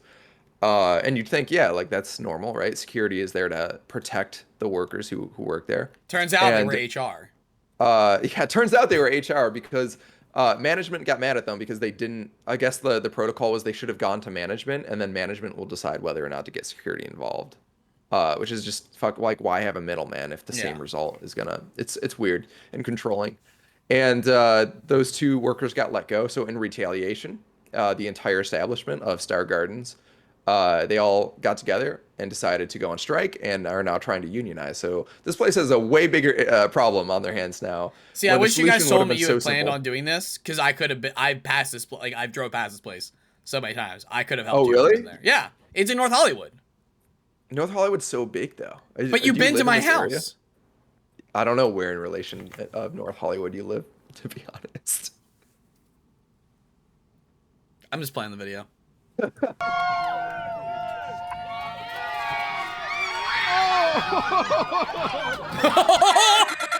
I'm a walking lick. Wait, are we gonna get DMCA from this? No, I use music that is. Paparazzi taking pics, something you don't wanna miss. I'm a walking lick. Private jet for the trip. Private dance cause the whip. Something you don't wanna miss. Every strike has like that one guy. What's going on here? This is the 10th week that this strike's been going on in front of Star Garbage. I feel like it's been longer now. I think it's longer. Over Way 10 longer weeks now? than it's almost 5 months. Yeah. What? 5 months? Wild that they're still in so business. yeah, it's definitely been like 5 months. So it all started on March 18th. We the dancers delivered a safety petition because we weren't feeling safe. Our bosses decided to retaliate by locking all the dancers out, and we decided to become a union, and So right away, it sounds like everybody was on board. All your coworkers, after your 2 colleagues were let go. Yeah, I was one of them. She was. Oh wow, you were one of the original ones. I didn't know when I first started talking to her that she was one of the first 2 employees that got let go. Oh, that's sick. I just want to point out, I had the opportunity to interview strippers, and you didn't tell me. So. Me. And I found like a lot of support right away. Next time. Oh, yeah, Look, there's gonna be another It's amazing. Like I've never worked at an environment. I would like there not to be. that. I would like I've them to get always what they been deserve. in like the service industry, and like everybody's like work for themselves and stuff. So it was amazing that everybody felt like we should be listened to, and then they decided to raise all of our voices together and speak on it. I mean, this is quite the community that's like come together. It's a slow night. I'm like, it's busier out here than it's in there, for sure. I heard you had Chris Smalls last night, the founder of the Amazon Union. Yeah. That's pretty awesome. Yeah, he's been super supporting. He might show up tonight, I think. Okay, cool. Awesome. Yeah. Like surprising to you, like the amount of support? Yeah. Chris Smalls showed up. Considering like how there's I saw so much that stigma going into it. sex work, That's why I didn't know you were going. I saw Jess retweeting about it. We I can was like, take Chris Smalls is around. something That's gonna be so cool. I wonder if ugly she'll and go turn it over. into And then I'm like, something so hey, are we having our beautiful. meeting tonight? You're like, no, we're shooting. And I'm like, why am I knowing now? It was very impromptu. Just hit me up and I was like, I guess I'll go. As most things are for Jess. Yeah. And turn it into something so beautiful. It's pretty heartening so far. Feeling good about it. Yeah. I mean, there's definitely hard days. It's not as fun as we make it look, but Yeah, I'm sure. How have you been supporting one another, and how have you been staying afloat, like with going this long on strike from work? That's a good question. No, we have we all kind of like uplift each other. We like check in with each other. We have pool parties. We do like co-op shows. We like try to maintain that energy that we had in there outside. But I feel like it's built and it's gotten stronger, I think. Okay. Yeah. You'd think at this point, I mean, you said it's been over 5 months since you've been on strike. The amount of business this place must be losing on a monthly basis. Like, how do you at this point, it's got to be worth it to just give you what you're asking for. You're not asking for much, like just the basics. Why keep ignoring you at this point? Like, what do you think the justification is? Fucking stupid. And aside from that, I love her. That's always every time, dude. And this is what happens when you actually have like the average person on camera instead of like representatives, fucking lawyers and shit like that. Because it's always like, well, you know, they feel yada, like they're always trying to like compromise. It's like, no, they're fucking stupid. They're assholes or they're dumb. Like it's they're losing never so anything much else. money because they're just being stubborn. They're not asking for more money. They're asking for safety and representation. Yeah. And instead the club's like, hey, that's cool and all, but because you asked for stuff, we're gonna voluntarily lose out on tens of thousands of dollars in revenue over the next. These women, I guess, and men and bees, man, they're asking for stuff. They might ask for something like voting rights next. Like what else? What else are they gonna ask for? It's a slippery slope, Mike. It's a slippery we slope, gotta nip my this man. in the bud and shut down. Next, they're gonna ask the dogs to start twerking for them. What next? I don't know. How did What we do without men? I don't know. I feel like silence has been their only answer, and there's literally they're gonna lose so much money from all the wage claims and everything that we filed against them. So we're still pretty shocked. It's like, how do you guys still? Like, how are they still in business? Yeah, Makes no exactly. But not for too long. And last question. I love this energy. What do you think the future of this movement is? I know you guys want a sex worker run club of your own. That's one of the goals. What else is the future looking like? I'm just gonna say it. We deserve another. What? Sorry, what were you gonna say? What were you gonna say, Mike? Josh, if we get like a strike, I'm going. What? I mumbled. I mumbled something. What were you gonna say? Well, similarly to your comment, I think Hassan should just found the workers owned strip club. He should. And this should. is one of the fair criticisms I think Hassan gets, is that like you do more. Like I think what he does is great, and I will viciously defend him from. He would also make just so much money. Like, but he can do more. I agree with that. And actually, Hassan made an appearance the next night, and I was so bummed that So Hassan and Chris Smalls had an event together the next night, and then they went from that event and brought the audience to this the stripper picket. Nice. And I was so fucking bummed that I couldn't go to either event, because actually, as a result of talking with them, I was like, afterwards, I was like, how did you guys know Hassan? And she was like, oh, that political streamer? I was like, yeah. And we were talking about the event, and she was like, I've got an extra ticket if you want it. And I was like, I really do, but I've got a date I can't afford to miss. See, so Josh, I wasn't able to make it. Here's where I have my big reveal. So after you told me about it on Wednesday, and I realized I didn't get to go, I went Thursday. Sorry, dates mixed up. Thursday, Friday. Okay, the joke's done now. Never mind. Yeah, sorry. All right.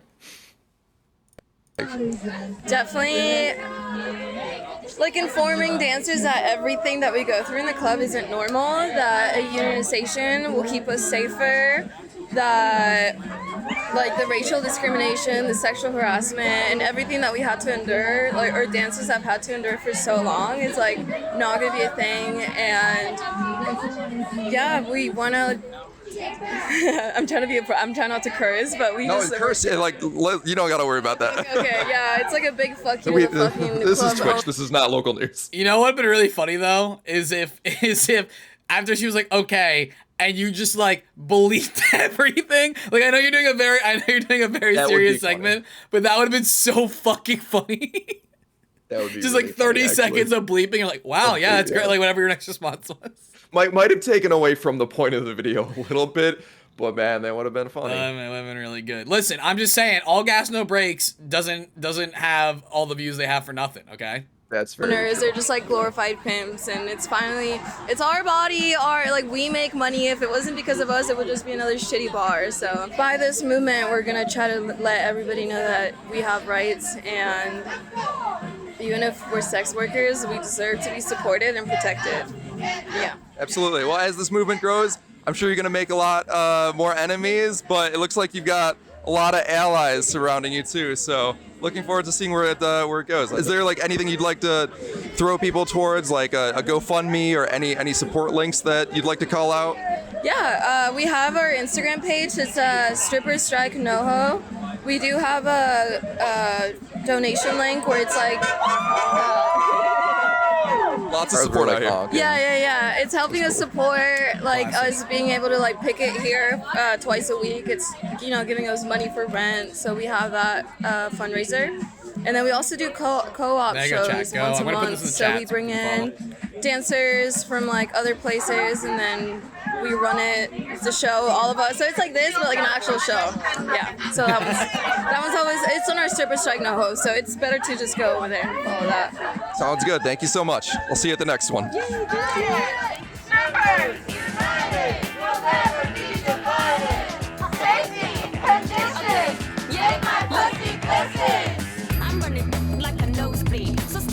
Let's go. Local protection team units report on Thursday side.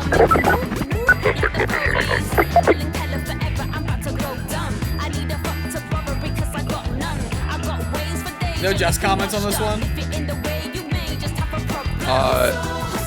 I was expecting Jess to be the one interviewing. That's why I was surprised. Woo!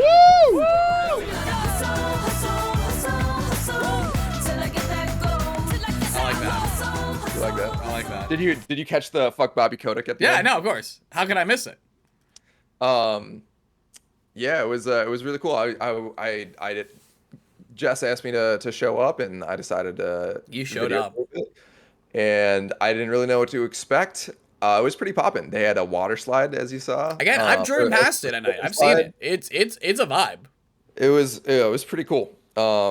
Definitely the coolest protest I've ever been to. That's for sure. And everybody brought like food and drinks and snacks. There was a watermelon. It was pretty wild. It was really cool to see something like that, and it definitely got me pretty jazzed up to do more work like that in the future. I want to do more like live protests and just more activism in general. I told you, live episode from ABK Walkout. Like, it's that easy.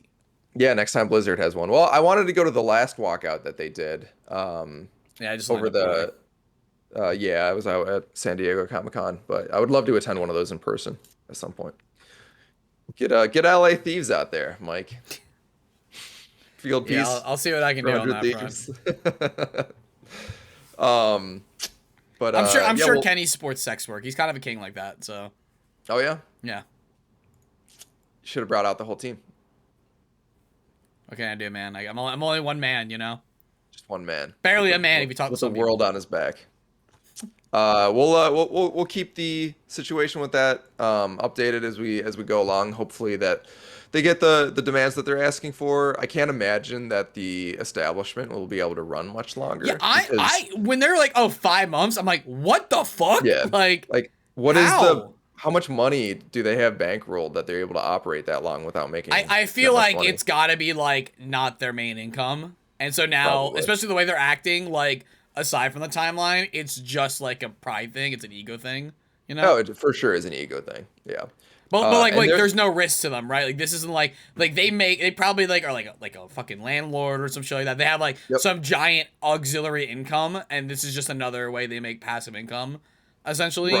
Russian oligarch. It's just a laundering business. Yeah, it could be. But because now they have no business, they're not able to launder. It unravels their whole criminal organization. You fucking idiots! The one thing it needs to do is make the money. Yeah, it's and we were able to turn around most of their customers. Like 90% of the people, the cars that pulled up, we once we explained what we were doing, they politely were like, "Okay, cool," and they went to a different strip club. I mean, let's be real. It's very effective. People don't want any attention at the strip club except for from the strippers.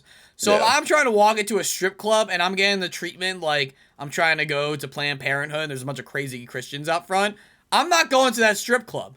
Like that's just awkward. That being said, I've also never been to a strip club, so what do I know?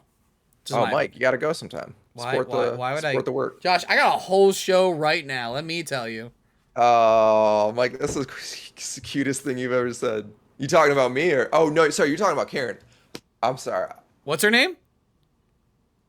Harris. There you go. Call my girlfriend a Karen. I know that was a in the moment slip up. It's fine. It's happened at Starbucks. It'll never happen again. I'd be pissed too. It's not great. But this is so one thing that's going on that is actually I guess I should have lined this topic up when we were talking about Activision Blizzard, because now we're back to Activision Blizzard. Yeah. And I'm realizing that now, and that could have been a way better transition. Yeah. But one thing that the World of Warcraft team in particular is doing that I think is pretty cool, and I don't know if this has been done elsewhere, but the WoW team has implemented sign language into one of their characters in the new expansion pack that's coming out, the Dragon expansion pack. So I think that's pretty cool. There were a lot of people in the comments who speaks through sign language that felt very represented as a result of this, and yeah, I think it's pretty rad. Yeah, Also, Dragonflight. I think were you sign gonna say? language and mute characters are very strong choice for like visual mediums like games, Yep. movies, TVs, just the TVs, not the shows on it. I remember in college, for example, I was having trouble writing scripts that weren't dialogue heavy, so I forced myself to submit a final project where my main character was mute and only talked through ASL, so I had to actually make a more visual story. I think that adds a lot of character. I think, again, it makes the writer have to engage with the actual reason people watch things or interact with visual medias, which is like visual narrative storytelling. There's a lot of like not that you can't express as someone who does VO, you can't express things through your voice, but there is a real like, when done properly, there is a real rawness to like characters that speak through ASL, because you get everything through like the entire physical reaction of their body that you're paying attention to as they're signing. What's the one I really like? Oh, there's one in the Dragon Prince that I really like. Who's just like, I think she's just like the head of the Night Guard, and she's just mute, and she's just this giant fucking like tank character, but she like speaks through ASL. Dragon Prince is the Netflix animated show, right? Yeah, it's the one that's coming back. I'm very excited because I like it, but conflicted because the creator's a piece of shit. So it's one of those situations. Must the creators of all good things be trash? And the main character is played by Sokka from Avatar, so like obviously. Yeah, well, it's got a lot of the animation. The original, is it the writing team or the animation team? That it's like it's got crossover. He was one of the main writers that made Avatar great, aside from the creators, which is why the show works, in my opinion. But yeah, very conflicted. That's a bummer. I'm sorry, man. Yeah, Aaron Diaz. I was hoping, because it's been gone for like years. Like there's been no word since like all that shit came out about him. And obviously COVID happened, but it started way before COVID. So I just thought it was canceled because they were working on a game and stuff too. And I just hadn't heard anything, so I was just like, oh, it's just over. And then when I heard it was coming back, my assumption is he's gone, because like, why would it take so long for the next season? It's not COVID related, and he was still attached to it. I'm like, okay, whatever. It's cool. It's rare that you see this kind of representation in like major media like this. Like some of the few I can think of. Dota's Netflix show has a mute main character as well. I don't think she speaks ASL, but like that's like just another example of like this being a trend that I feel like I can't think of the last time. Maybe it's because I don't watch a lot of trash media. I watch like what I take as like higher end developed narrative media, but I feel like it's not being done for aesthetic whenever I'm seeing it. And so across the board, it's having a better impact on society getting to experience these characters. Yeah, I think A Quiet Place was the first, probably the largest media they released. Definitely that exposure had that kind of representation, And Sapphire Lady mentioned that apparently 2 books released and the game released. The game released? Apparently, let's see. Dragon. I'm googling it right now. Here, I'll bring it up on screen. We'll live Google. Dragon Prince. I'm seeing a board game. No, video game. They're making a video game. I'm sure this released. Video game. They were making a video game because it's an animation company and they like wanted to like blend it because it's a 3D medium. Yeah, this is a role playing game, which is fine. Nothing wrong with that. Okay, yeah, it looks like it. I don't think. I mean, this is a tabletop game, right? Yeah, official board game trailer. Battle Charged. Oh, Tales of Xadia. Hold on, let me see. Is this it? But yeah, how can you not love a show where the main character is just Sokka, reprising his role as Sokka? You know? Do you recommend the show? It's pretty good. was really good. I mean, it's definitely... It's not as good as it could be. I think they have a pacing that I'm not as big a fan of for adventure or fantasy shows, where there's a lot of like exploration going on. But I think it's overall good. I think it's better than most things made. I don't like the frame rate from the original season. It gave me a headache. They did the thing where they manually make the frame rate match live action, even though it's animation. And I think they actually re-uploaded the entire season with it fixed because they dropped it for season 2. But there was parts of season 1 I couldn't watch and I was just listening because it just gave me a headache. And I know like I'm a minority on that. 24 frames a second? Yeah. That's weird for animation. Yeah. So interesting. Yeah, I'll give it a try sometime. I also need to watch the Dota one. There's a lot of no, this is the role playing game launched as like a video thing. Okay, so maybe it's not. Maybe it is. I don't know. That's what, yeah. Hold on, let me find it. Dragon Prince original frame rate. Dragon Prince. No. Can AI improve? No. I'll just find the season 1 trailer. Dragon Prince season 1 trailer. Unless it's re-uploaded, it should have it. Okay, cool.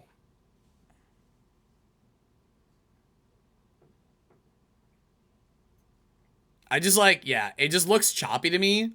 Yeah. Which makes me, like, I know the animation is good, but it makes it feel to me... It comes off as amateurish. Yeah, it makes it feel like they skipped on their keyframe animators. Yeah. And that's not what happened. But every other season looks great. So, you know, we're all... It reminds me of, like, Rooster Teeth's early animation, like season 1 of Ruby. It reminds me of Skyhawks from Cartoon Network. That's what it reminds me of. Or the Hot Wheels show. Remember the Hot Wheels Road Race show? Yeah, I remember the Hot Wheels show. Yeah. Absolutely. That shit slapped, dude. Shows out of That's the worst. Dude, that's the worst cliffhanger that never got answered. The end of Hot Wheels Acceleracers, where he wakes up in, like, you think it's, like, these fucking, like, alien white dudes who have the cool white purple cars the whole time. And he saves everyone, destroys the bad computer, and then you think he died. And then they fade up right at the end, and he's, like, in, like, a hospital with these aliens. And then the guy takes his helmet off, and it's his fucking dad. And it's like, what the fuck's going on? Never answered. Never. We didn't get anything else. Remember that. Yeah. Not great. I also this is not one of the topics that I put in the list, nor does it have anything to do with video games, but sure. I just clicked on a Twitter link that says, experts warn California of a disaster larger than any in world history, and it's not an earthquake. A new study says that Earth warms, a massive California flood, aka a mega flood, gets more and more likely, one that would slop Los Angeles into place millions. I mean, more likely, but what's the likelihood? Yeah, that's the question. That's what I'm asking, you know? Yeah. That's fun. It's All great. Right. Look, honestly, it's been a little too dry here recently. And we could use a little wetness. And if this actually does happen, this clip is going to age very poorly. It's going to age very poorly. Very, very poorly. Listen, I feel also, like we're playing with fate like every other day, you know, with the way we're running this world, you know, from an ecological standpoint. So yeah. There are a lot of clips that might age poorly on this show. Yeah, but that's fair. Also, another really cool thing, also not on the topics, not related to games, but did you see, Mike, that nuclear fusion has made a breakthrough recently in California? No. That's exciting, though. It is super exciting. I've had a very busy couple of weeks. That's all good. Nuclear fusion is basically power, like the process of harnessing the power of the sun, not to be confused with nuclear fission, which is what takes place at nuclear power plant reactors. Yeah. Which is, while cleaner than most things like coal and oil, still not great because you have these big nuclear rods that are, you know, that we just don't really know what the fuck to do with. And you also have the process where you're splitting atoms, and you know, if that's done incorrectly at any point, that's a problem. That's a pain spot. So nuclear fission is safer than I think most people think. No, I am on the nuclear energy trail. The problem with nuclear energy is a problem with humanity, which is we can't trust people to just not fuck around and find out. That's the problem. Or like what's going on in Ukraine right now with a nuclear power plant that is being we can't trust people to not troops. Just devastate cities, and we can't trust corporations to spend their money in the best interest of public health and care, you know? So Yeah. But the nuclear fusion is super exciting because it's even cleaner than fission. It generates far more electricity if we can figure out how to harness it. And it's basically you've seen Spider-Man 2, right? I love Spider-Man Spider-Man 2. 2. It's basically what happened with Doc Ock, right? Where he created a little mini sun. Yeah. And nothing could possibly go wrong with that. But yeah. It's exciting for me because it's like No, I think it's super cool. This would help us develop space travel too, because we'll have like an unlimited power source, and it'll just make the world a better place. So yeah, we'll see. There's hope. We cover so much negative stuff all the time. There's just so much negativity in the news. I literally saw this while I was out at the club the other night, waiting in the bathroom line, and I saw it and I started giggling to myself. That is the most Josh story. Yeah. I was like, oh, cool, hope for humanity. Anyways. How you doing, Mike? I'm doing great. You know who's not doing great right now, though? The U.S. Department of Defense? No, I'm pretty sure their budget's fucking huge as usual. Nah, it's video game companies because current quarter earnings. Earnings? What am I, Josh now? Jesus Christ.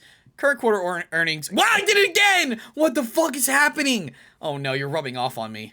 Not hitting what companies thought they would. I don't think it's that crazy, honestly. I think a lot of it is they correctly identify. Part of it is the pandemic. People are spending money on engagements, experiences, things that they couldn't do in the last couple of years, especially now they realize how easy they are to take away, as opposed to games, coupled with, we're just going through an economic downturn right now globally. It's going to happen. On top of all that, it's summer. Like, this is the slowest period for games. So, it's gonna, games aren't coming out, and it's the season where people leave their house. So, I don't think it's that big of a deal. What's up? Sorry. I said people are trying to touch grass. Yeah, people are trying to touch grass. Gamers got to touch grass. Get all wet in the water. I don't know. I don't think it's that big of a deal. I think it's a lot. They're attributing this, it feels to me when I went through this article, a lot to the downturn from the pandemic, which, yes, these companies, for some reason, always make projections of continued growth, that things will always stay the same, and not that the world has changes on a global scale. Yeah.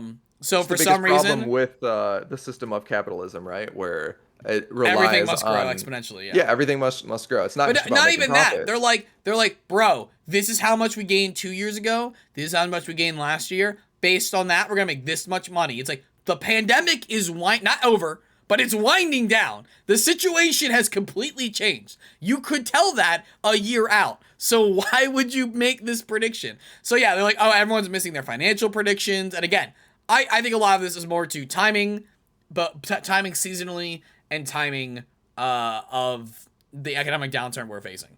I think it's not any reflection of interest in games or in the money games will bring in. Like, I feel like this article does a bad job of not dissuading.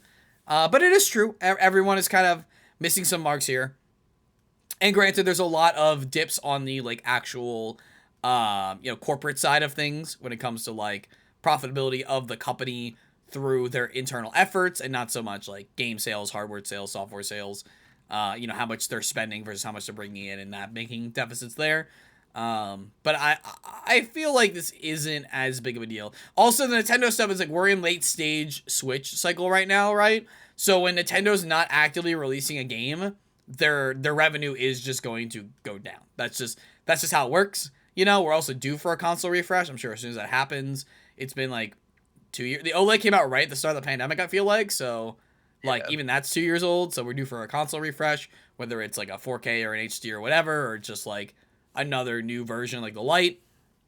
So yeah, I mean, factually true. Don't think it's that big of a deal. It's not. And if you zoom out on a macro scale, this year the video game industry has had record-breaking sales. Is this zoomed down enough for you, or not quite what I was talking about, Mike? But okay. The video game industry has never brought in more revenue. Yeah.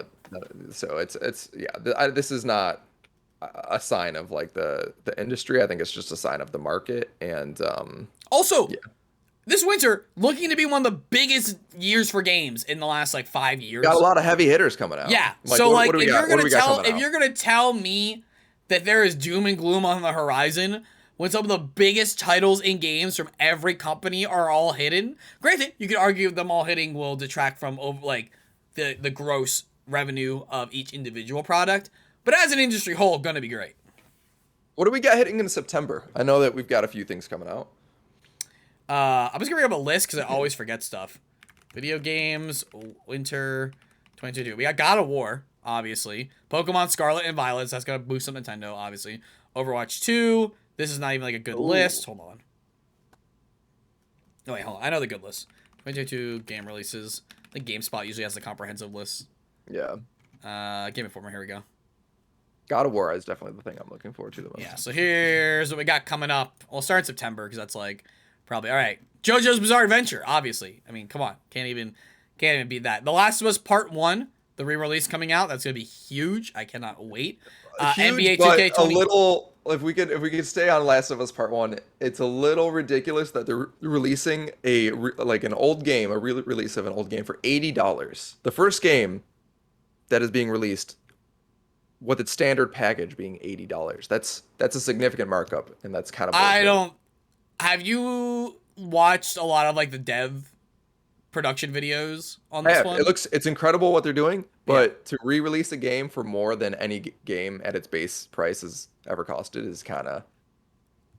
I don't think it's that big of a deal when you also examine the fact that game prices have been stagnant until this generation were stagnant for far too long in like reference to the market and production costs.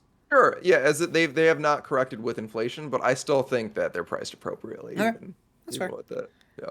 I do agree when you just lay it out like when you frame it in that specific way, it is very funny and it is very ridiculous. I do agree. Yeah. As someone that loves to be a word savant and be like, this is really funny. I know you don't mean it this way, but this is very funny to hear it. Splatoon 3, huge, right, for that audience. I thought that was next year actually, so that's another one right there. Grounded having an official release. I don't know if that really matters for like sales, but like big game, people love that game. I don't know how big Valkyrie Elysium's gonna be, but it is a Square Enix JRPG, so who knows. Overwatch 2, huge. Nier coming to the Switch, great port. Obviously not, gonna gangbuster money, but really relevant. I'm seeing October as the Overwatch 2 release date. Yeah, Overwatch 2, October. Oh, sorry, I thought we were staying on September, but yeah, if we're going to October, October is honestly where I think a lot of the big ones. This is where I always check September because there's always a few games that are like, we're gonna try to beat the October rush and come out just a little bit earlier, get some time. We have Plague Tale Requiem, Persona 5 Royal getting its ports, which are more about the subscription services, I would feel like, because they're on like all of them, I think, and less about actual game sales there. Gotham Knights gonna be hit or miss, but still a big deal. It's coming out. Bayonetta 3's coming out. New Modern Warfare 2's coming out. That's gonna be that alone is probably gonna consume 50% of the market share for October. Of course, not even close. Resident Evil Village, which was a highly successful game, getting all of its new content. Sick. Okay, cool. With the I winter love that expansion. We got November. God of War Ragnarok's coming out in November. PC port of Valkyrie Elysium. Goat Simulator 3 coming out, baby. Let's go. Squirrel with a gun. Eat your heart out. New Pokemon games. Obviously, fucking gangbusters. Warhammer Darktide. Yeah. That's going to be absolutely sick. I loved I think it could get pushed Vermintide again games.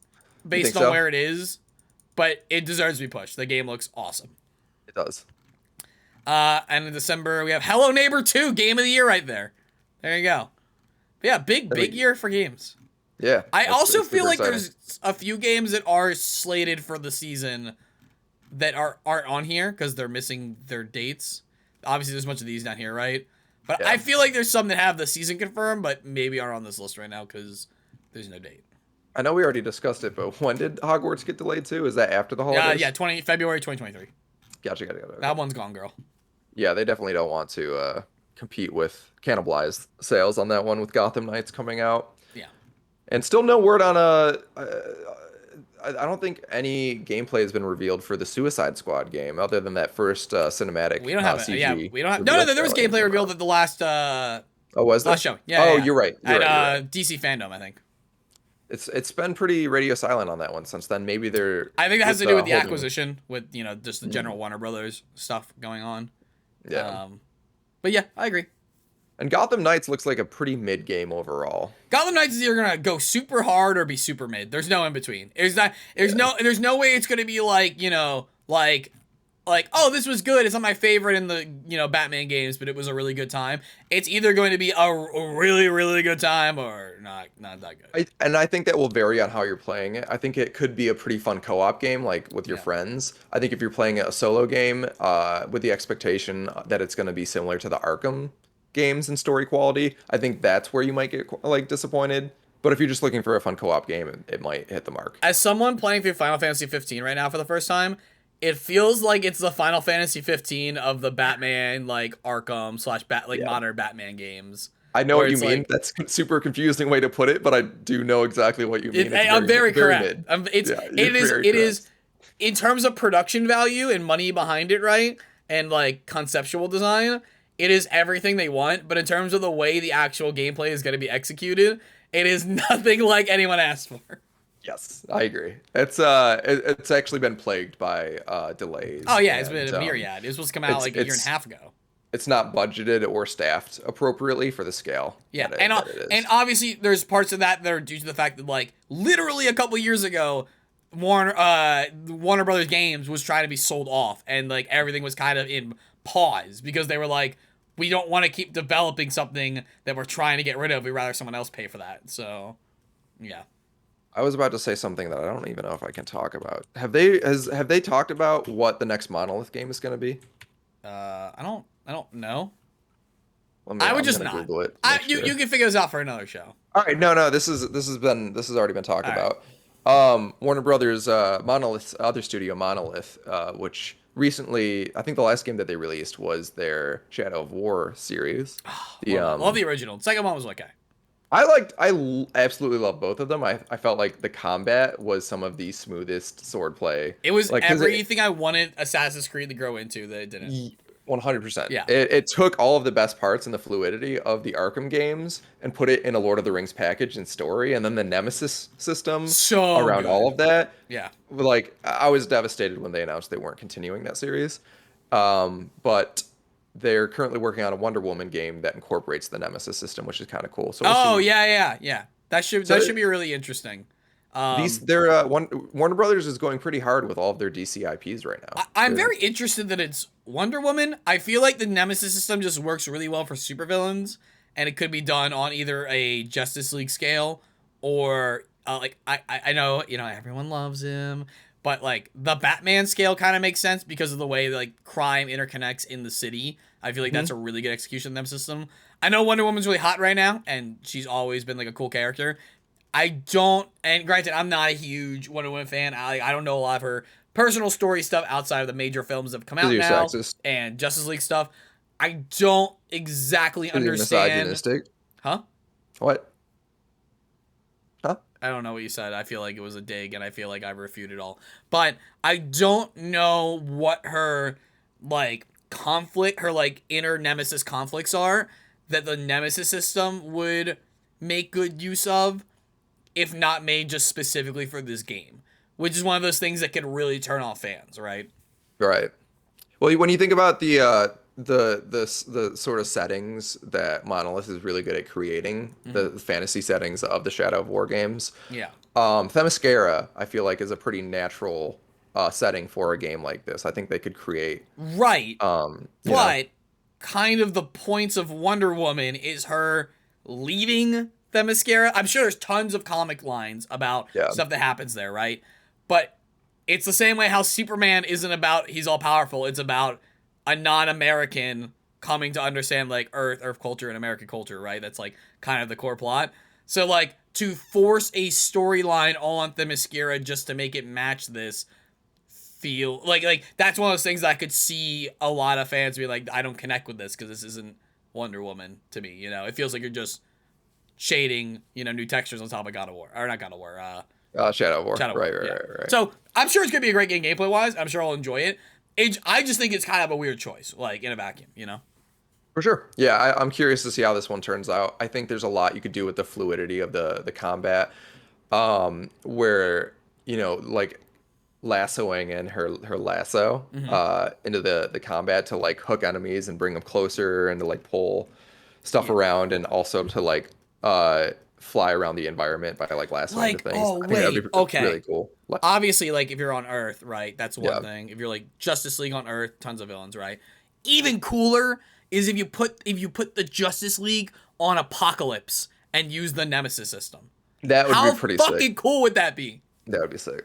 I just think because it's a Wonder Woman specific game, not a Justice League game, I don't think they're going to tie in the Justice League. No. They're not. But I'm saying that I think it's such a weird choice because there's so many more like natural ways to just in storylines, in world building that we understand as a more general comic book. Like your general people who watch the most surface level DC stuff would understand. There are so many natural ways to implement the Nemesis system. And again, in my mind, I can think of that one way, like you said, on Themyscira of doing it, but it's not even like the go-to type of like storytelling you would imagine from Wonder Woman stuff as surface level fan.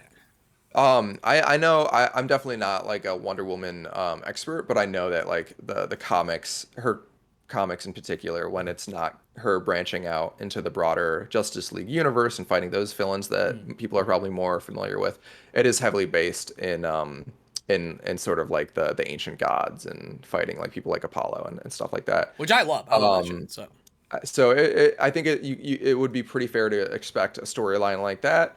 I do worry that it faces maybe being too similar to God of War's storyline, but ultimately excited to see where they go with that. They're awesome at combat and gameplay, and pretty decent with their storyline. So I think also not just how the gameplay feels in execution, but there's a lot of character to like the like combat that they give, not just the playable character, but like the characters you are facing off against. That I feel like a lot of games do not have.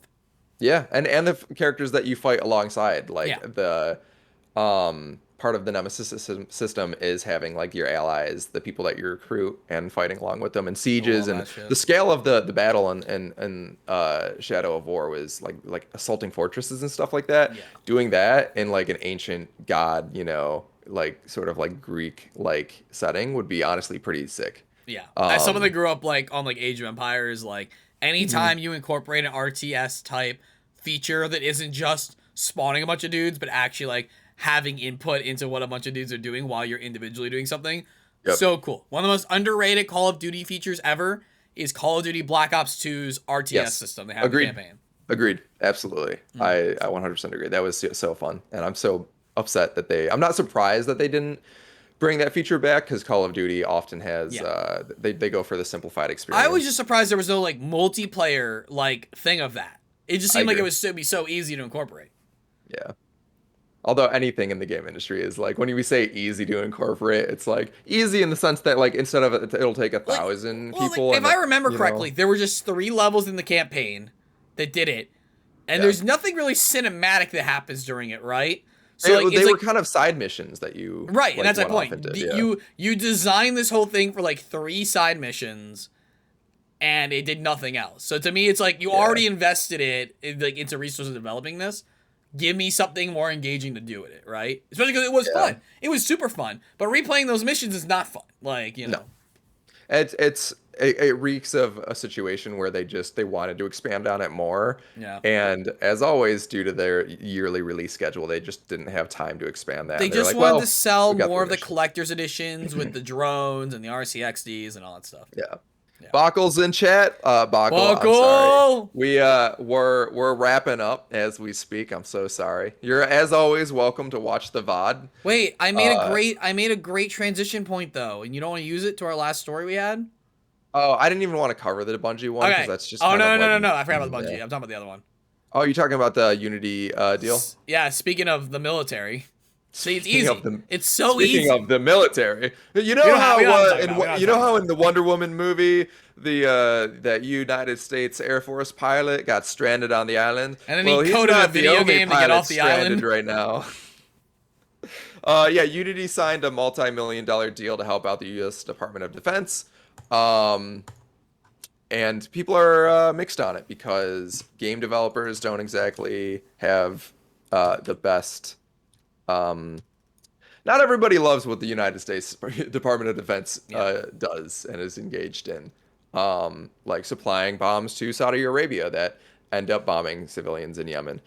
But yeah, so there's a lot of employees at Unity that aren't super pumped about this. I know that at my own company at G4, people were pretty upset when we partnered with the United States Army and ran sponsorships with them and stuff like that, because not everybody wants to support that. It's not that we don't want to support the men and women who bravely serve and are often financially coerced into serving. It's not that we don't support them. It's the larger organization and the systemic issues, or how it's being sold. Like with I've never had more LinkedIn requests since I joined 100 Thieves, and I had this girl, I won't say the name, but this girl LinkedIn request me, and I saw like something like something, it was like an acronym, champion or whatever, esports. I'm like, oh, okay, this is interesting. Let me go check out this page, right? And then I realized that DOD champion, she's a streamer for the Air Force's like MLG. She's like, yeah, I won like the Department of Defense tournament. It's like that's her big highlight, is like her with the championship belt and something like that. And it's like all that shit they have on Twitch where it's just to like trick kids into thinking they might. Like, I was only curious about this because she didn't know about this at all. You have a better chance of getting a career in actual, like, video game media or esports and stuff like that. It's not a high percentage, but you have an actual higher percentage of making a career in that sector on your own or any other way than you do having a chance of getting in the gaming sector of the military and getting paid to play by the military. Yeah, it's just kind of weird. It's a weird coalescence. Can we get some weird champs in the chat, please? It's unfortunate that the Department of Defense has basically an unlimited budget, so they do spend a lot of it in marketing, specifically in the video game industry. You see a lot of it in the CDL, and they were a major sponsor in the Call of Duty League. Josh, would you rather have no, don't do it. Would you rather have not unlimited DoD budget but no healthcare, or unlimited healthcare but no healthcare? Those are the options that we are unfortunately presented here in the United States of America. I'm gonna choose. I'm gonna go with the American decision: unlimited DoD budget and no healthcare. All right, hey, guess what? It's real. I made it happen. Look at that. It's the world that we live in. Yep. But that'll be all the topics for today. Hey, Mike, would you rather have a really okay show but a limited runtime, or unlimited weekly stand-up but no, I don't know, I can't. Wow, it was right there. Would you rather have a good show and limited runtime, or unlimited runtime but no runtime? But no runtime. Yeah. The answer is tune in next week. Tune in next week on Weekly Stand-Up. Sorry, Bakel. I wish we could keep going for you. I know you just arrived, but crazy. Mike's battery, it needs recharging if it gets I'm fully charged. Thieves is 2-0 against the Guard right now. One more game, we take the Should we throw it on really quick? LCQ. What's up? Throw on the stream. Throw it on. Let's go. We're just starting game 3 right now. We're starting game 3 right now. We lost the first round. That's fine. We've dominated every other map. We're good. This is also our, I'm pretty sure, yeah, they picked this map, not us. So this is like their favor, you know? And they have to win all 3. We just got to win 1. So easy. Look at this. I am so trash at sound. Hold on. Oh, and the Prowler. The Prowler. False information. I think that Stella make a play off the back. Isn't quite clear. Still, it's just the watchability. He gets 2. You've got to be joking. Yeah, they just applied everything they wanted. Oh, headhunter in his hands, and he's managed to skip away. He's on 2 health. What did you say, Mike? I said they just applied everything they learned from Lee. Like 10 years of broadcast. You know? Not just that, but compared to Call of Duty, where the gameplay is so extremely fast, and people are just respawning, and it's really hard to like tell what's going on. I think that in the same vein that Counter-Strike is a little easier to tell what's going on, Valorant has a lot more watchability. Yeah, but that's also what I'm saying, right? Like they designed it with this in mind. Like they part of the business strategy was not that we're making a good game, but we're making a good sport. Like that's and what that means is making it visually engaging from both a player perspective and a like commentary watch along perspective. Yeah, it's my fault. Went for, you know, Wow. Next you're gonna blame me for last week's episode quality when I wasn't even the one running it. And then some of your players, Which I guess is kind the of the episode problem here, itself. The quality of the episode was good. That's done the a lot of tech damage to them. quality might production quality is what I was going for. Pretty much nothing on their bonus. Josh, where can people find us coming up? They want to follow us for weekly stand-up. You can follow us on our Twitter page, weekly underscore. Is Twitter where we have the underscore? This is why I guess it gets a little confusing. He doesn't even know. No, I know. It's weekly underscore stand up on Twitter. On Twitch, we are just weekly stand up no underscore. See, that's why it's confusing. If Will gets the and you can follow us on our Discord. Turn the tide and put 100 Thieves in What's chance. the best way to like follow our Discord? How do you Will's find already been playing well in this series so far. Bam. I think this wall has thrown. Bam! Into the I game watched this wall already. It's pretty clear. So they're gonna use this try to get like an overlook, right? Mm-hmm. The other team's gonna run down the clock on this wall rolling thunder to because they don't have to make the push and they rather not get choked. Sage will probably jump on the box if anything, unless they get discovered. Somewhere else. And return but for an A you can see they're keeping their option to rotate on the B open, but to suppress that, no one's holding B, they're holding the roundabout C in the garage. But they do have a 3-stack on A, so they're ready for a full push on A if need be. He's coming in with the grenade. No, they're actually back. Oh wait, I think see, this is either a real surge or this is to make them think they're gonna go A. So I'm a little alarmed that grenade had a little ghost smiley face. Yeah, so look, fake push, right? They fake push abilities on A, and now they got the chamber in the back rotating to A, but they're actually taking B. I think Omen heard them going off, so now they're gonna know. They're all gonna collapse on B. They got good positioning. Yeah. Under Thief's gonna fight for shots. They're gonna miss. They're gonna get the kill though. And still returns and manages to get the kill. Will looking for a loop. Oh, trade. Oh no! Oh no! Oh, Stellar brings it back. Rattles them off, but is left. Bomb's already down. Will and Stellar gotta find Valen. Stellar finds him. It's over. Bang bang. That's a round right there, baby. Does the job. So that was that your team? That was 100 Thieves. Yeah. That won or lost? They just won that. In the end, 100 Thieves able to mop up. I thought why are there the green team? I still think though. That was so the colors mark attack defenders, not the team colors. So green is always your defending team. It's like more turquoise, and red always marks the attack. At the perfect time to sell it, allowed them. Yeah, you're a natural caster as well. Oh, thank you. Yeah, no, you're very good at that. Hire me. Rolling Thunder alive.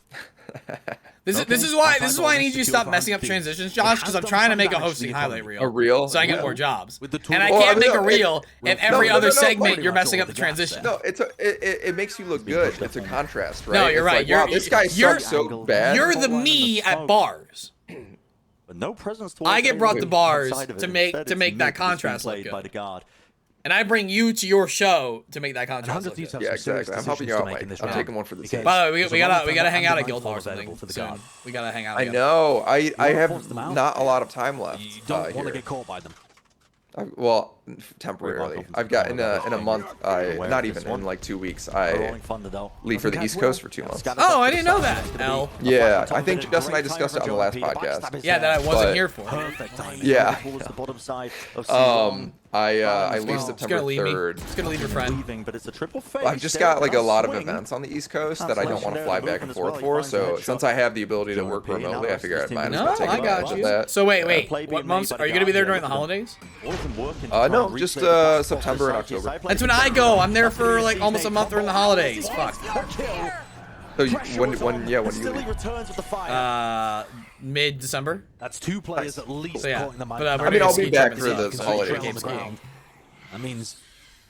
But I can still both of the 100 Thieves. Also, it's not like I'm not going home for Christmas. I'm still doing that too.